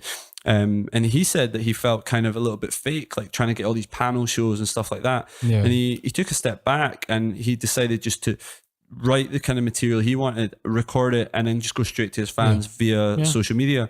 And so nowadays, you know, you can do that. There's much more, like the music business, you don't have to go through the kind of hierarchy of getting a label and the label controlling you 100%. You know, you can control your own career. That was the deal for years. Like, you know, like you were controlled by some big corporation. If you did something creative, it was just always the way it went. Until your second album, or till you sold a shitload, you didn't have to care about anything. And now it's just it's in the person's hand. They can control their life if they just put in the hours. And comedy is another big one as well, like where people talk about the power of Netflix now, you know, like there's obviously not the same kind of censorship that there would be if you're on television. And also you can kind of create a buzz on your social media doing the material that you want to do. And you don't have to go through these gatekeepers of appearing on Live at the Apollo or what have you. You can get your audience, you know, I'm sure you've heard of that expression, 1,000 true fans. You know, you can get your 1,000 true fans. They can be the ones that are things like Patreon, you know, like, you know, funding your career that way. You don't have to be a kind of puppet for these managers or these big kind of corporations and do what they want you to do and to become this artist or what have you that they want to present you as. So I think that's why you're getting this intersection now, because people are starting to learn about how to market themselves. They're starting to learn about how to monetize what they do. They're starting to learn the technology. Like, in this day and age, most people who are involved in creating some kind of content know how to proficiently use kind of editing software or know what they should be doing when they're filming, even if it is like just with their syncing phone. Audio and video up. Like, how many people know how to do that now? It's insane. Or even like design work, you know, like using stuff on Photoshop or like I use a website called Canva to do all my stuff for my episodes, and it's just so easy now. It shows you like if it's in line, if it's in sort of line with the bottom text as well, and it shows you, and it's just all these things are out there to make your life easier. Yeah, I'm sure you get asked this question a lot as well. Is like people are saying like, oh, what camera do you use, or what sound equipment do you use? And they're kind of use that as obstacles to starting what they're doing. And really there is no excuse now, because you can get something that's perfectly serviceable with really, really basic software and hardware, and you can put out there what you want. And then obviously you grow as you go along, and you maybe buy more expensive equipment or you learn a little bit more. It's amazing what like the number of tutorials on YouTube about learning how to do things. Like I built this PC this year. I built this. This is the first time. The viewers can't see it, but it's absolutely beautiful. It's like something from Blade Runner. Don't look at the. I've got too many loose wires. I had to change some stuff out. I mean, I think it looks great. But I built that myself. First time ever. Like 6 months ago, and it was all through the internet, like tutorials. There's a great website called PC Part Picker, which you can list all your parts, and it shows you if some of them are not compatible. Oh, cool. And then it shows you which ones Yeah. are, and it shows like even down to the case. It shows you if your parts are compatible with the sort of the fans and all this. So that's just an example. Like content creation as well is just so easy now. Yeah. Like, I got up to these mics initially, eventually, but I started off with just an SM58, which is like, you know, your traditional rock mic. Yeah, exactly. And I mean, you could have waited and you could have saved up all your money and whatever, but you're doing your reps, aren't you? Like, you're getting in your experience with your more basic equipment. So by the time you get the better equipment, you've got all those kind of hours of experience. So your content becomes better, you know, rather than waiting. And the problem is a lot of people wait and they just never even launch, you know, there's that thing of like waiting. It's a big barrier for people to get past, but it's not. It's a self-imposed one. Absolutely. Just do it. Because the perfect day never comes. No. It never does. So you have to kind of just get started. So it can be, there's a similar thing in the music when I was playing in bands. It was always like they're trying to find the perfect tone. Yeah. You know, when you're like trying to buy gear and you're like trying to adjust here and there, and you hear someone playing, you're like, oh, that's what I want. Yeah. And then you'll adjust and sort of tweak, but you never ever find it. No. Because it's all sort of relative. Yeah, you know, and yeah. it's all, of course, yeah. You know, it's all just I think the pursuit of perfection is a good one, but as long as you are out there doing it and not just kind of hiding away in your bedroom waiting for the perfect thing, as though somehow you're gonna, you know. The biggest one is the fitness sort of aspect, and people just day to day are in their mind. They're like, oh, I'll start going to the gym tomorrow. Yeah, I'll do this. Delay, and the tiniest thing can put them off. Yeah, it's just about just do it. Yeah. Like once you get past that little blip of like, oh, like you get in this weird like thought process where you just keep like thinking negative about it and negative, and it's like a sort of like feedback loop. And you just absolutely. Keep thinking and thinking. Just get out of your head and just do it. Afterwards, you're going to feel fucking amazing for it. Sure. And I think also, I mean, it's a perfect example about the fitness industry. Like people have said to me, like, "Oh, what can I do at home to get in shape?" And I was like, "I thought you just told me last week you joined the gym." They were like, "Yeah, but I want to be in shape before I join the gym." And it reminds me of people that go and get a tan before they go on holiday. And I'm a bit like, just go to the gym. Yeah. Like, don't work out so you can go to the gym. Yeah. It's not like a fashion show. It's like you're there for a reason. And I think as soon as you go in and you get, and I know a lot of it is anxiety and a lot of people feel self-conscious and feel like people are judging them, but you just have to get over that. And you have to realize that you're never going to have something if you don't go and get it, you know? So, and the only person you're kind of punishing is yourself, really. Yeah, so, exactly. Yeah. It's hard. I think it's this weird thing where I was talking about before with musicians and just it becomes their atmosphere and they don't realize they're feeling so bad and terrible, and they just sort of keep within that and don't want to sort of get out their lane. But then once you sort of realize how good it feels to do something else, then you're like, oh, why did it take me so long to even like go for a run or something like that? It is amazing. I think as soon as it goes back to this idea of like different, not better, I think as long as you, and I'm sure in music it's the same, like if you're constantly comparing yourself to other people, then you're never going to release your music, or you're never going to put it out there, you're never going to perform. I think as soon as you say, look, I'm not the next, I'm trying to think of a current reference in terms of like rock bands or something like that. I'm quite into hip hop these days, so I'll say I'm not the next Kendrick Lamar. I can't be the next Kendrick Lamar. That's a very current reference. Thank you. I'm not just old. And I would have said, is it Bishy? What's this girl that? Oh god, that's beyond me as well. Cardi B. Oh yeah. I'm not a fan. For all the young people out there. Nicki Minaj's, when she was like her first sort of stuff, when she was ripping it on sort of down in Radio 1. I used to love Lil Kim. Yeah. And then like Nicki Minaj was like the new Lil Kim, and everyone was slagging her off for that. And now everyone else is saying Cardi B's the new Nicki Minaj. It's quite funny how these things swings and roundabouts. Yeah, exactly. But yeah, it's just that thing of like, you constantly compare yourself to other people. You're always never going to feel good enough. And I think rather than trying to be a better version of that person, you just have to obviously take inspiration, because I'm incredibly inspired by other people, and I try and put those things into the things I do. But you just have to say, I'm never going to be the next Bruce Lee. And I say Bruce Lee because I've got a Bruce Lee tattoo. Oh. But I'm never going to be the next Bruce Lee. I thought it was Jackie Chan. Was it? I'm joking. Borderline. But I'm never going to be the next Bruce Lee. I have to be. I was saying your tattoo was terrible. Not that Oh, right. all Asian people look the same. Yeah, That's well, not what I'm saying. Well, you're digging. I'm joking. Yeah. It's a great tattoo. Yeah, thank you. I didn't do it, so I'm not offended. But yeah, so yeah, it's just that, you know, I think people do, again, talking about the obstacles that you place in your way, it's almost as though if you can't be the finished product, then what's the point of even starting? And, that is a big issue for people. Is like they look at the end products and say, and think about the chasm that's between that. And they just can't fathom it, how to get to that point. But it's just about taking those little steps every day, having goals every day, you know. Absolutely. Well, there's that thing of like, it took me 10 years to be an overnight success, you know, like just because no one's heard of you doesn't mean that you've not done those, you know, those reps, you've not done that 10,000 hours, they say, isn't it, to mastery. So, and I think stuff like yours, you know, and your content and other people who are honest about their sort of day to day, there's more people sort of putting more emphasis on the mental health side with their videos, you know, and just sort of being honest about struggling from day to day, even if you're like me, or if you're like someone like fucking Muhammad Ali, you know, he would have had bad days. Yeah. You know, he would have had days where he doubted himself. Yeah. He would have days where he was like, I'm not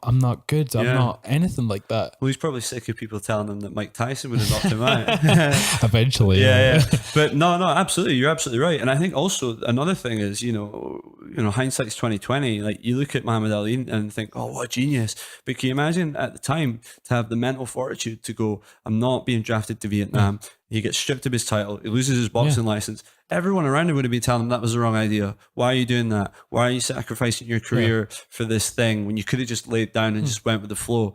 And, you know, ironically, that was what made him. You know, he transcended his sport because he became so much bigger than it. So it is really difficult to kind of go these routes where everyone is telling you it's not the right thing to do. And sometimes your biggest critic is in your own head, you know? So yeah, I think especially in the fitness industry as well, people are constantly comparing themselves to these Instagram models. And look, every journey starts with the first step. And I think just because you can't do one press up doesn't mean that trying to do one press up will not lead to 100 press ups, you know? So, but people laugh at that same one press up, but it doesn't matter how small the goal is. Like if you just build and build and build. Yeah. Like most people are like, oh, I can do one press up. But for someone who's extremely overweight, you know, has never done press ups before, that could be just a mountain for them. Absolutely. But you're going to feel great after overcoming that. Yeah. And I think it's also tracking your progress as well, because it's really easy. I always think of it like a magic trick. And I always use the expression like everyone sees you pull the rabbit out of the hat, but no one knows how you got it in there. And like, broke all its bones and then shoved it in exactly, there. Yeah. So yeah, Houdini style. But like, it's true because you have to do all the kind of behind the scenes stuff, and nobody knows that it took you weeks and months and years to do 10 press ups. But in your head, you saw that you started at 0 and now you can do 10, 20, 30. Now you can do 10, 20, 30 pull ups. Now you can run for 30 minutes. And it's really easy to forget that you never used to be able to do that. Like, I remember when I was a kid, I was like, if I can only bench press 100 kilos, then I'll be happy. And then you get to 100 kilos and you're like, oh, I can only bench 100 kilos. But back when you could only do 80, that was the world. 100 kilos was like Mount Everest, you know, and so it all becomes relative. So it's really important to track your progress and to be able to see, hey, this is where I used to be. Like, I'm sure you'll look back at like your first episode of this and go, oh God, it was terrible. But if you hadn't have done that, you wouldn't be at episode 92. Big fan. I just knew that. It's not written on the wall.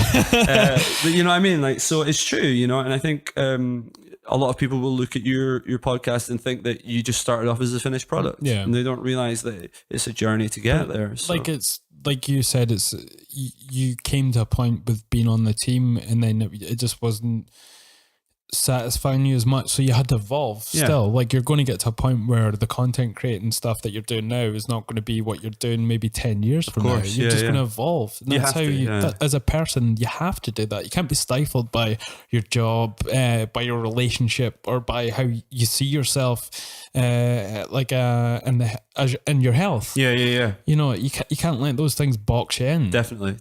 And I think also there's a great expression in martial arts where it's like everyone's a white belt at something, you know? And I think whenever you get an ego thinking that you've made it to the top of somewhere else, it's very, very hard to go back to the beginning of something new. But I think as soon as you get through that, it opens up this whole new world of being like, that's where mixed martial arts comes from. Yeah. It comes from people who were experts in one area, opening themselves up and saying, right, now I need to get good at this thing, you know? And one of the best things about the internet to ever happen was all these like mystical Eastern things, which are just totally shown as debunked. Well, you're a Joe Rogan fan, aren't you? That's his favorite pastime. Putting these videos online of these like MMA guys beating up ancient masters. The guy that made the videos that he was talking about, McDojo Life, he was on we did an episode over Skype actually. Oh, cool. Yeah, he's a really nice guy. He's always willing to come on and do stuff as well. Yeah.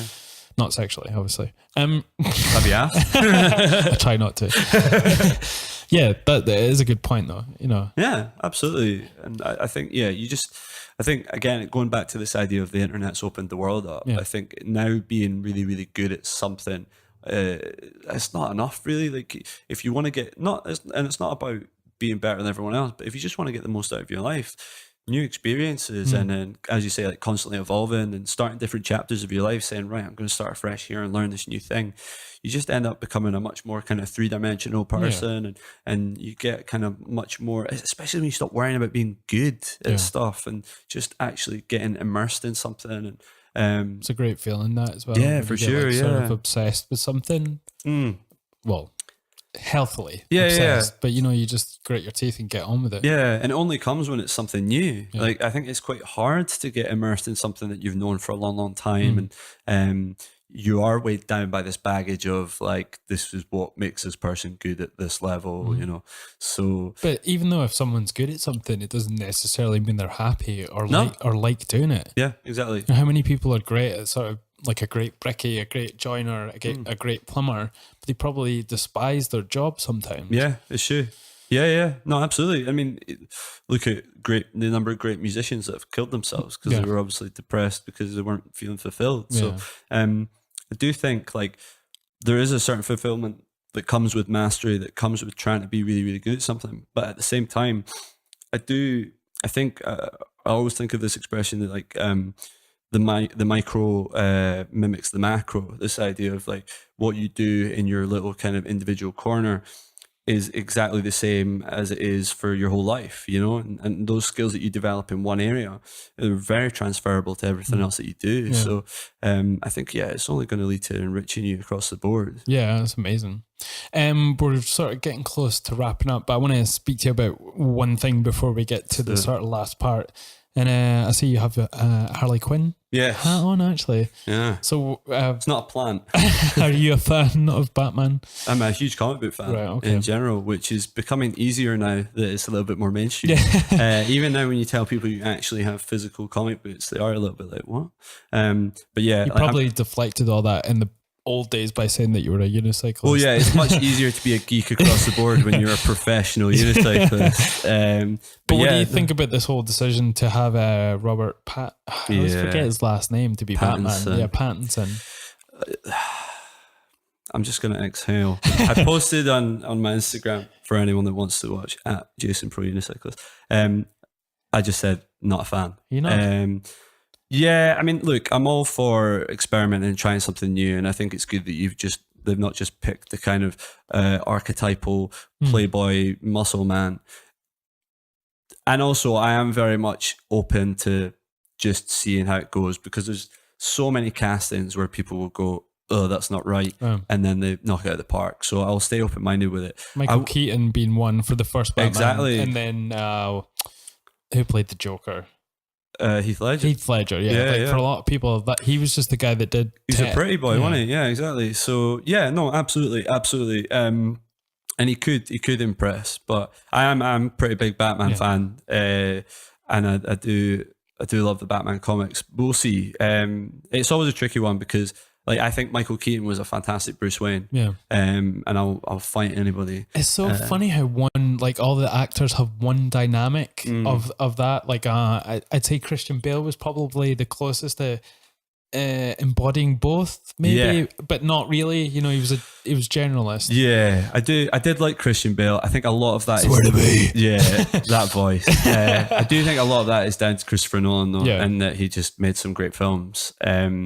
But no, he did a good job. And I will say, actually, I don't know. I think those films did a lot for Christian Bale's career, because I think afterwards, I think you look at a lot of the roles he did and they weren't amazing, you know? But I think he has the opportunity to knock it out of the park, for me at least, because he's been working on his chops. He's been doing a lot of sort of independent movies, and he's really been showing his colours. Yeah. There's one coming out recently called The Lighthouse, something or another, but it's the same guy that directed The Witch. Have you seen The Witch? No. Watch it. It's like the Witch. It's like a horror movie, but it's not. Okay. It's trippy as fuck. Oh, awesome. And it's set in sort of like the pilgrims in America, you know, when they land, and it's about witchcraft and all that, but it's not really. And I'm not giving anything away, but he directed this new movie that has Robert Pattinson, and then it's called The Lighthouse, and it's in like black and white with the original sort of. Here's a big question though. Superman. Now, personally, everybody talks about Christopher Reeve, right? I don't think they've done a good Superman film. I just don't think they have. Ever. I don't think so either. I'm not a huge Superman fan. I do like him, and I would recommend anybody read All-Star Superman by Grant Morrison. Brilliant book. And do you like any of the sort of alternative like Superman the Red Superman? Red Sun. Yeah, Red Sun. Yeah, it's cool. It's kind of like, for anyone that's not comic book fans, it's like an Elseworld like realization of Superman had landed in Russia and he became. I thought it was amazing idea. Yeah, it's an awesome story, and actually, I do like a lot of the things that stop people from reading comic books is it becomes bogged down in this huge backstory, this kind of continuity that's been written since, you know, for 50, 60 years, sometimes more in the case of Superman. And it's really hard sometimes to get in without knowing the backstory. So if you can read these kind of, you know, one-off stories, which All-Star Superman is, which Red Sun is. That's the great thing about comics, is they're able to do these sort of one-off alternative sort of, you know, nothing to do with canon, but they're just like a sort of expression of like a reset button for the character. Yeah, definitely. And it's great for comics to do that. Yeah, and it's difficult now because obviously, I mean, I love the MCU, and I think what they've done in terms of narrative and storytelling is incredible. But what's happened now is that everybody feels that one film is not enough. So one film has to lead into at least a trilogy.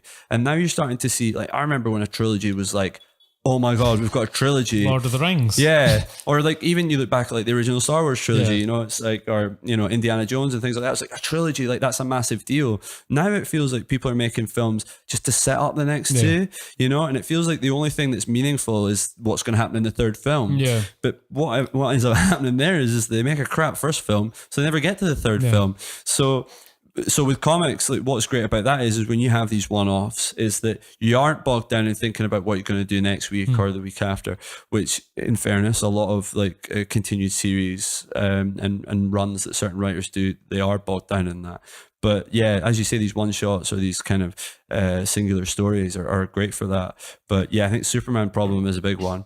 It's just because he's so powerful, and it's like there's no real threat, you know, he's not human either. Yeah, but then this is without getting super geeky, like All-Star Superman, what Grant Morrison managed to do was he flies into the sun to save someone, and obviously Superman being solar powered, he absorbs all this solar radiation, so it makes him more powerful than he's ever been before, but it also gives him cancer. So he has a year to live. No way. And All-Star Superman is about when you're the most powerful being in the universe, but you know you're going to die. What do you do with that time that you have left? So they're sort of humanizing him. Yeah, exactly. Yeah, and I think that is it. I think a lot of people miss the point with Superman because don't get me wrong, I'm not the biggest Superman fan in the world, but like I think the only way to make him interesting is to see his humanity and to see the problem with things like, you know, I'm a huge Wolverine fan. One of the big things, a lot of the kind of... Aren't any red hot-blooded male a huge Wolverine fan? But like that's it. Not because he's sexy, just because he's like... Well, that's the thing actually, because he's like super ugly in the comics. Yeah, like, he's like 5'1" or something. Yeah, he's he's tiny small. little guy, and he's like ravaged, like totally like, you know, just old and haggard looking guy, but he's such this kind of like tragic hero because he's gone through such a horrible life of seeing people killed, like having to kill people himself, but still trying to retain this kind of meaning and purpose in his life, and always trying to come back to doing the right thing type thing.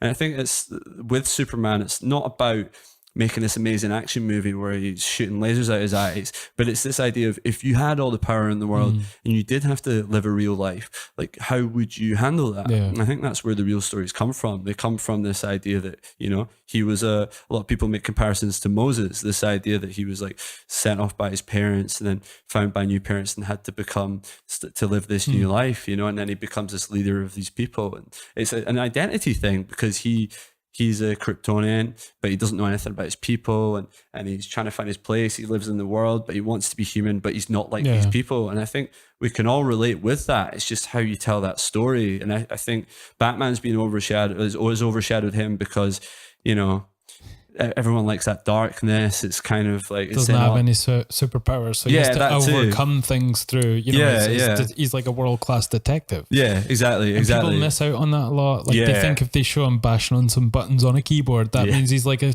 detective. But that's not it. Well, that's like, what they did in the new ones, isn't it? Like, just do a scene of him scratching his chin and that's it. I think they're trying to go back to that with the new Batman film. There's talk of like doing like a film noir type thing. Do you know what I want to see from the new Batman? And I've always been trying to champion this. I was a huge fan of Batman Beyond. You know, this one that was set in the future. And I thought Robert Pattinson would play a really good, like, Terry McGinnis. Yeah, that's it. And they should have had the original Batman, Michael Keaton, as the older Batman. Yeah, I have heard that. I've heard that it would, like, people have put that out there, and I think that would be really good, because I think people are a little bit fatigued with Batman, you know, because if you think about it, 89 was the first Batman, and I can't remember the biggest gap. Was it maybe 6-8 years between Batman Begins and was it Batman and Robin? Don't want to talk about was that. Was that the largest gap? I think so. Would it not have been between Mr. Freeze and then the next trilogy? Was that? So that was Batman and Robin, and then Batman Begins. Yeah. So it's, if you think about it, in the time scale, people are like rushing films out so much now because they want to capitalize on stuff. And I think, in all honesty, people are a little bit like, oh, we've had so many Batmans. Jaded. Yeah, exactly. Completely jaded by it. By it all. Like, kind of been told that story, and we just want a new one, you know. And I think I remember I heard Michael Caine say, "You're cocaine." Michael Cocaine, no, he said, I don't know why people remake good movies. They should remake bad movies and try and make them better. And I think it's true. Like, I think there's obviously certain like fatal flaws with bad films where they're written badly or they're just terrible stories. But I'd much rather see, rather than someone trying to do a new version of something that was good, I'd rather see them go, right, we never got this right this time. Let's try and make a good version of that. I think it's far more interesting, you know. But capitalism always, you know, wins. Yes, exactly. Yeah. There are rare cases. I was so apprehensive about going to see Blade Runner, the new one. Yeah. And just, it blew me out the water. Like, I've not seen it, but I absolutely loved I loved the first one. I did the first one. I studied it in media studies at school. No way. And so, like, dissected it, watched all the different cuts of it. Director's one's the best one for me. Absolutely, 100%. Yeah. Ridley Scott, he's the king of director's cuts. Yeah, absolutely. Yeah. But I've tried to say that, like, my missus isn't really into sci-fi, but I said to her, look, Blade Runner is brilliant. It's it. Yeah. It's the bloody holy grail of movies. Yeah. So you'd recommend that then? It is awesome. Yeah. Just the guy that took it on, I can't remember his name, but he's doing Dune. Yeah, I know who you mean. He just knocked it out of the park with it. Don't go in it thinking it's like a sort of a continuation of the original. Yeah. Like, it's two masterpieces that are joined together, I think. Yeah. And that's it. I think that's good though. Yeah. When you've got such a big, because obviously we're going through a period now where we're getting loads of sequels to films that happened like 20, 30 years ago with like your Jurassic Parks, your Independence Days and all these. And I think if you're going to do a sequel to something that happened a long, long time ago where it's like generations between it, I think you don't want it to just be a continuation. You want it to be almost like a reimagining or inspired by. Because that's the only way you're going to please everybody. Because if you're trying to continue an old story, you're probably never going to pull it off. You're going to piss off the people that like the original one. And then you're probably also not going to engage the people that are around today that didn't see the original one. So you kind of missed it in all directions. So yeah.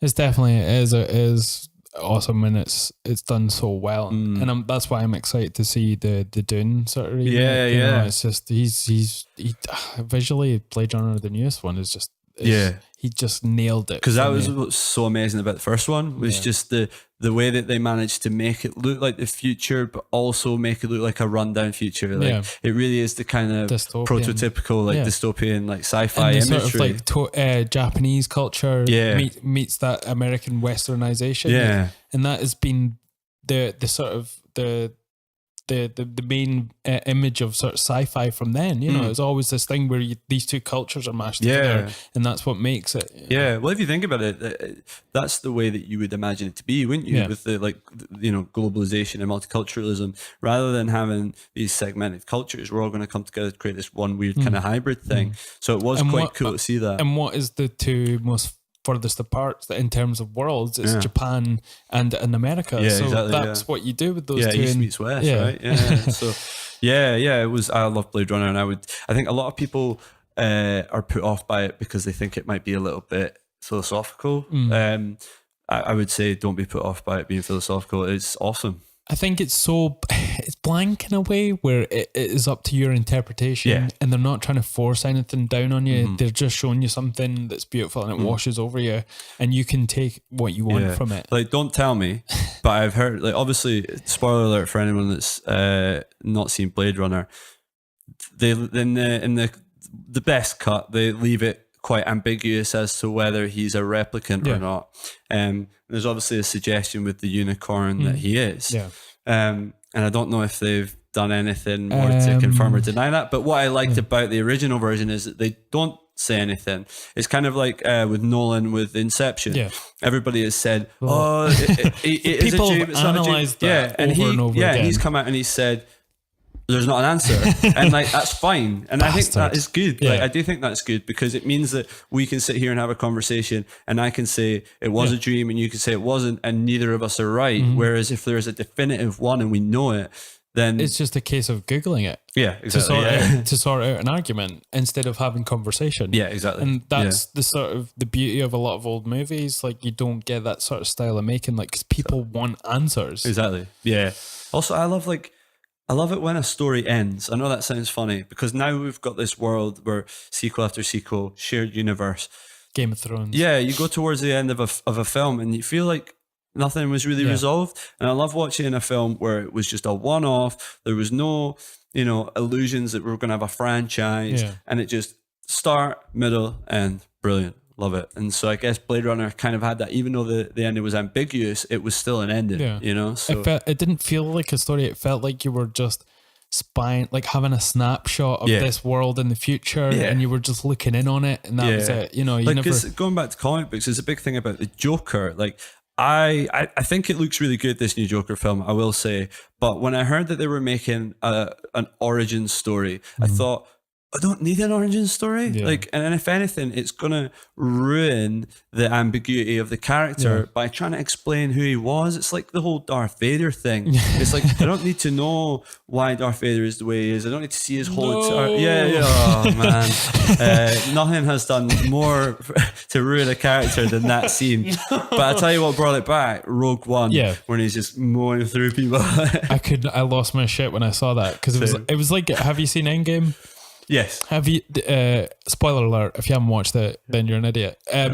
But Endgame, when Cat picks up Meow Meow, I've lost my fucking shit. Like, when he grabs it, it was just like, because it's, he's done it in the comics, and there was a little hint of it in the when other he's movie. Trying to pull it in Age of Ultron. Exactly. That was the same. I just lost my shit. It was. Exactly. It's just kind of everything you imagined and you wanted to see, and then it's there on the screen. So with Darth Vader, because we had all that like kind of flippy shit in the prequel trilogy, contrasted with him like being very wooden sword fighting. It was really cool to see him kind of just throwing folk around, like punch people in half. So how you'd imagine he does it when he is doing those things. Exactly. So we're probably just about wrapping up. So people that first come on the show, I'll usually finish up with some questions. Like just what favorite book? Oh, good question. Could be all time or something you're reading now. It's a tough one. I will say, favorite book. That's a difficult one. I'll say I read. Have you read The Alchemist? I've heard about it, but I've not read it. That is a really good book. It's a little bit of a cliche, I guess, suggestion. I'll tell you what. I read a book at school called Catcher in the Rye. Mm-hmm. And what was weird about that book is everybody said, if anyone doesn't know, the guy that tried to assassinate Ronald Reagan, he stated, and obviously probably mentally ill, that he felt like that book was written about him. Right. And the weird thing is, I might have got that wrong actually, it might have been the guy that shot John Lennon, but it was one of these nutters that killed somebody. But what is weird about Catcher in the Rye is when you read it as a teenage boy. I think it was John Lennon. Yeah. When you read it as a teenage boy, it resonates with you so much that you feel like it is written about you. Right. Which I think, obviously having experience of being a teenage boy, you're at a point in your life where we're going back to this idea of self-definition, like looking for who you are. To see someone talk back at you or to see a character embodied and feel like they're going through that journey that you are, is quite a powerful experience. I would say now if I read it now, it'd probably be slightly different, but it was quite a big impact on me at the time. I think that's probably the best example I could think of. Similar to the first time anyone of our age watched Fight Club. Exactly. This is me. Like, I get it. That is a brilliant comparison, actually. I will say also, I've read a lot of, so I read way more kind of non-fiction now than I do fiction. I'm the same. Yeah, I'll say one of the best non-fiction books I read, which is probably another cliche, was 48 Laws of Power by Robert Greene. Okay, yeah. Have you read the updated version? Is it the 50th law that he did with 50 Cent? No, actually, he re-released the book with because it came out like a while ago. It was a while ago, yeah. So he'd redone it with sort of modern ideals. Oh, cool. Well, I'll have to check that out because it is a really cool book. A lot of people criticize it because it's quite like Machiavellian and talking about screwing people over. But what is good about it is just having, not necessarily using these things to fuck people over, but just having an understanding of human psychology, I think is really cool. And it's very like engaging because it uses examples from history and examples of real people. So that's really, really cool. But yeah, those are probably, if I had to pick favorite books. Favorite movie? You know what? When I was younger, I was absolutely obsessed with The Matrix. And me too. It's probably the film I've watched the most. It's obviously been criticized a little bit with the sequels. I do, again, like the idea of the whole story. I accept that the second and third film is a little bit bogged down in, them trying to get an idea and hit you over the head with it, rather than the way that they managed to do it in the original film, where they displayed it quite nicely. I've also, talking about comic books as well, learned since then that a lot of the ideas were borrowed from Grant Morrison's Invisibles. Right, okay. And it's quite uncanny, actually, a lot of the imagery, even from the way that they dress, the way that they act and stuff. But I loved The Matrix, and I loved that it was this intersection between philosophy, because I'm a big philosophy fan, and people kicking the shit out of each other and shit. It was just simulation theory as well. It's the first time you've been exposed to that. Yeah, exactly. There's loads of stuff in there. Even this idea of the one, like Nietzsche's Übermensch type thing, which I've got tattooed on. No way. So yeah, huge fan of philosophy, and it was really cool to see that presented in a kind of action film. Yeah. And another film when I was a kid that I was absolutely obsessed with, total end of the spectrum, Wayne's World.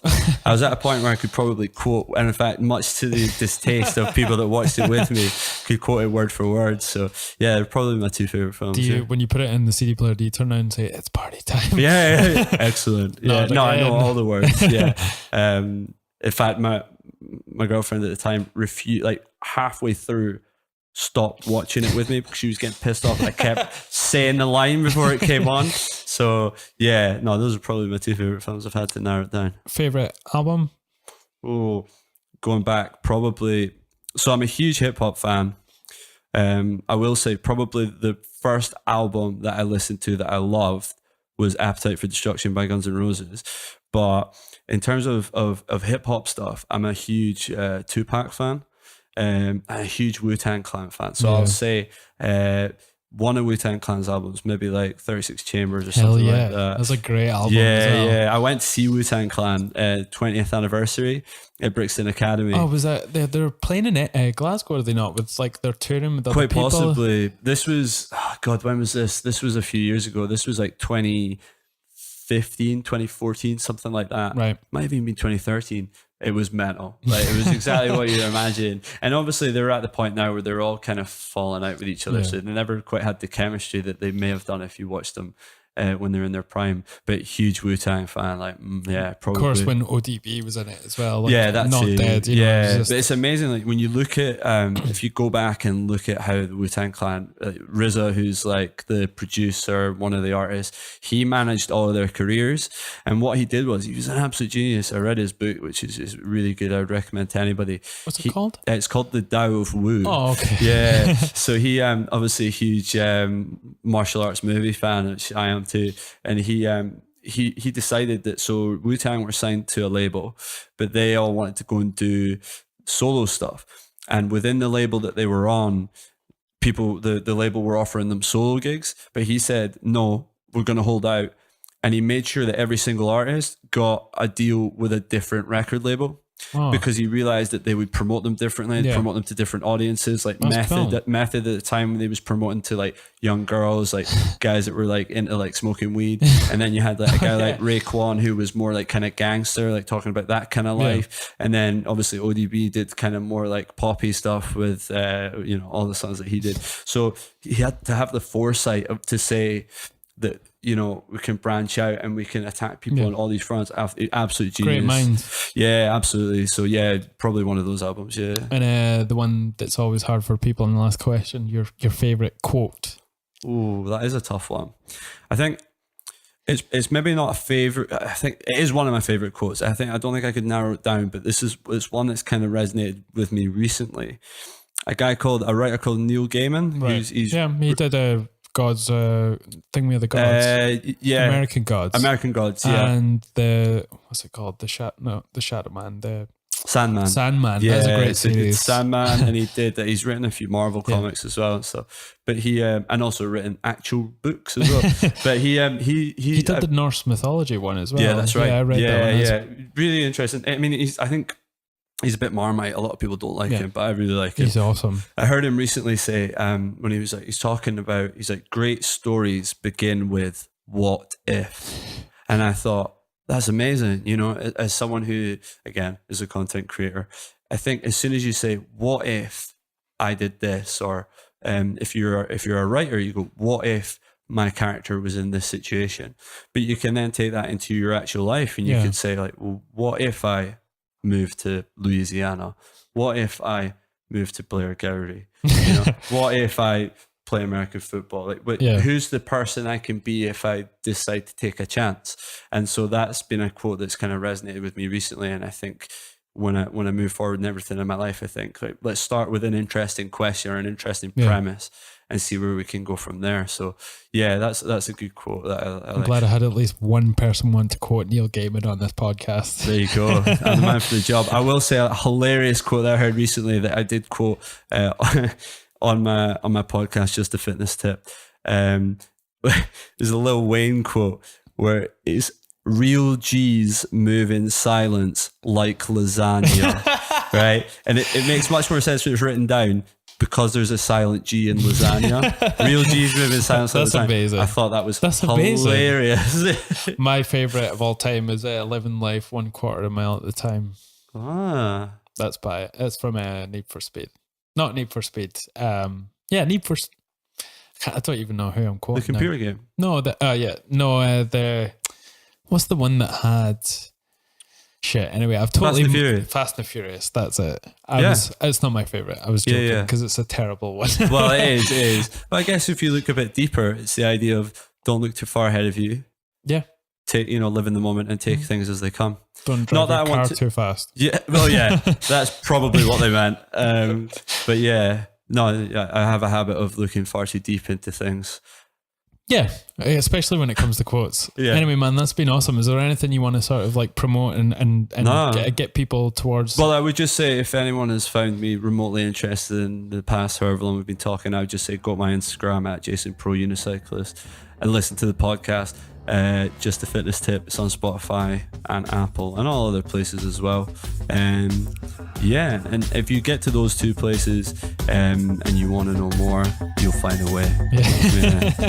There's a quote right there. Yeah, exactly. Thanks again for coming on, man. Thanks for having me. To everyone listening and watching, I'll see you next week. IAMKP.